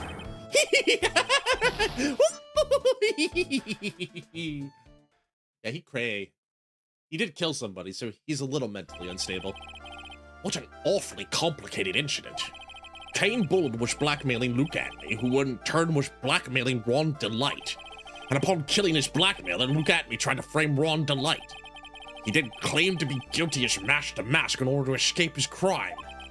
And to that end, he came up with this plan to use the double jeopardy rule in making his alibi. At any rate, it would seem we finally found the truth. Excuse me? I came perilously close to besmirching the record of an innocent young man, besmirching him with the title of murderer. Don't ignore me! Oh, I didn't realize you were there. I guess it makes kind of stands to reason you being the defendant and all. Why wouldn't he be? About the verdict? I know. You never committed any murder. That's right. I'm so glad you understand that. But I really am Mask the Mask! Huh? So, thanks to that trial yesterday, I'm innocent now, right? Well, judge did slam his gavel and say not guilty. What was it you said? Double jeopardy? Now that you mention it, I've been careless. This twink outsmarted us all! He really is a master thief. Holy shit! Guys, is Ron actually smart? Did he just pull off that I'm so stupid it's kind of cute and dumb? I'm so stupid, but I'm actually kind of smart. Did he just play the entire court? Careless? What do you think, Mia? As the defendant says, the rule of double jeopardy is absolute. A defendant can never be tried twice for a crime in which he was once found innocent. He has a gorgeous wife, so he's got to have some skills. That's true. He nailed that hot wife, but she might just be in the twinks. But either way, then the mask is really innocent? It would seem so. For now. For now. For now. Now then, this court finds the defendant guilty. Hooray! The true timeline is restored. Court is adjourned. Boy, this is really lucky. Wait, this isn't so good after all. See, the thing is, I'm still October 14th, 3:35 p.m. District Court, Defendant Lobby number 4. Technically, he did do the deed. He was the one doing all the thieves. Weird teamwork. It's in the fridge. He did do all the actual physical thievery, but he wasn't coming up with any of the plans of the strategy. That was Luke, right? So I guess he could take partial credit because he had to do the hard work, right? The actual, put his life and body on the line. You did it, Phoenix. Thanks, Mia. It's been a long time, hasn't it? Yeah. It's because Maya doesn't call on me much these days. Oh? I'm just joking, Phoenix. Don't take everything so seriously. But on the other hand, Maya, she seems kind of torn these days. You mean about becoming the master of the Crime Challenging School? Becoming the master means saying goodbye to our mother, Misty Faye, right? Watch over her, will you, Phoenix? Of course! Well then, see you around. Mia. Mr. Wright, I don't know what to say. Congratulations, Mr. Delight. Thank you so much. No, wait, that's not, nothing really matters anymore, though. No, I'm always having. Come on, just be happy already. Maya, you've been cleared of the murder charges and got off his mask to boot. Does that mean he keeps his ill-gotten gains, too? I guess they've been recovered, technically, so not really. But he gets to keep the money. I think. But in exchange, I lost everything. Huh? What do you mean? Well, stealing security information from KB Security, becoming Mask the Mask. I did it all for one reason. For her. You mean your wife, Desiree? She hates criminals more than anything. Come to think of it, she was once held hostage by some robbers, wasn't she? She always said how she hated sneaky criminals, and I'm the sneakiest sneak of the sneaky criminals ever. I knew that, but I wanted to make her happy and then maybe have the sex. I don't know. Once I got fired from KB Security and lost all the money I had, she wouldn't have had any reason to stay with me. I thought you would leave me for sure. So that's why you became Mask the Mask. Yeah, but it's all over now. A broken bowl can never be put back together. It's called, like, glue. It's pretty easy, actually. That's not true. Right, Nick? Right. Really? Can we go back to the way things were? You'll be fine, and Nick can prove it. I can? I can? I kind of wish you would check with me first. Mr. Delight, even if a bowl is broken, there's always a way to put it back together. Is it the urn? I think it's the urn. I think this one's fair to get a nudge on. I don't really care, but as much as this guy has given me a giant pain in the ass, I think it's fair to get just like a thing on the urn. Yeah, I was right. It is, and you know, it turns out the nudge tells me I'm right. It's the urn. The answer is the urn. The thing that was put back together. The sacred urn. Jessie was the one who found this. She also did that, but it's also like I was going over like the symbology of it, where like, you know, it was broken, but it was put back together and made whole again. You know, I was kind of going with that, but that's also a valid point. Desiree, your wife, she's always believed in you, Ron. That's why you'll be fine. You don't have to worry about anything. Ah, there you are. Miss Delight. You did it, Ronnie. You're innocent. I'm so happy. Thank you. I appreciate that, but I suppose you don't want anything more to do with me, do you? Ronnie, why didn't you talk to me about what was going on? I had no idea you quit KB Security. I never imagined you were really Mask the Mask either. Miss Delight, what are you going to do now that you know? You're not going to really leave him, are you? Aw, come on. It's obvious, isn't it? How could I ever let a wonderful man like him get away? After all, my bike's really fast. He got me a sweet-ass bike. That's all I cared about. So fast, there's no way he could ever get away. But didn't you say you hated criminals? Huh? Oh, I only hate people who act all cowardly and sneaky. Like that detective. I see. I guess a phantom thief doesn't count? My Ronnie went and declared his crimes before he committed them, like a man.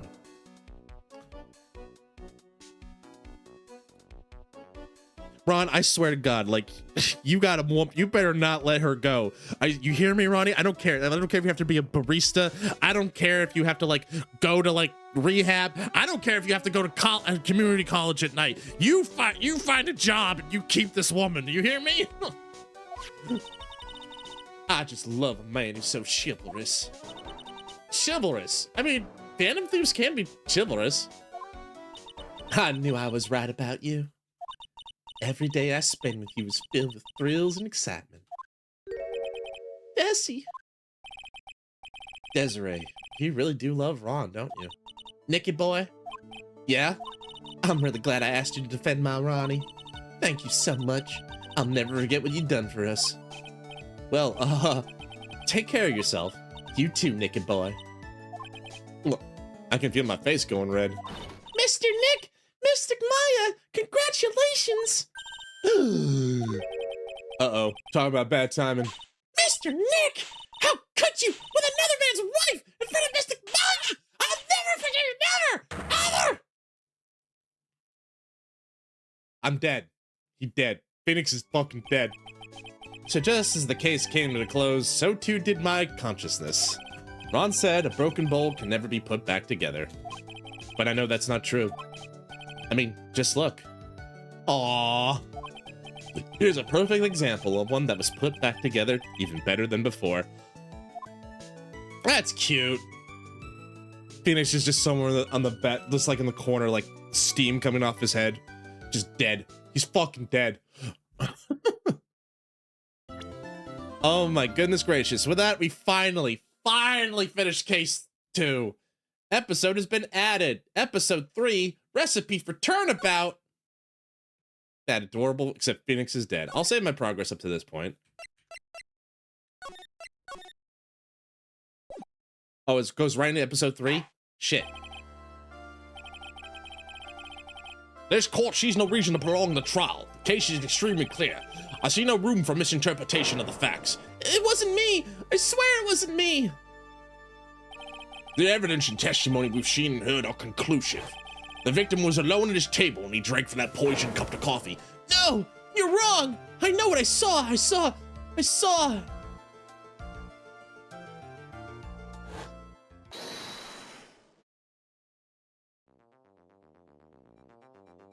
What am I looking at? I can't quit this already. I saw someone else there. A man. He's the real killer. I can't pause this. Is that Phoenix? He's got hands. Salt. No, you don't put salt in coffee like tea like that. What are you doing? You're gonna poison the tea. Why won't anyone believe me?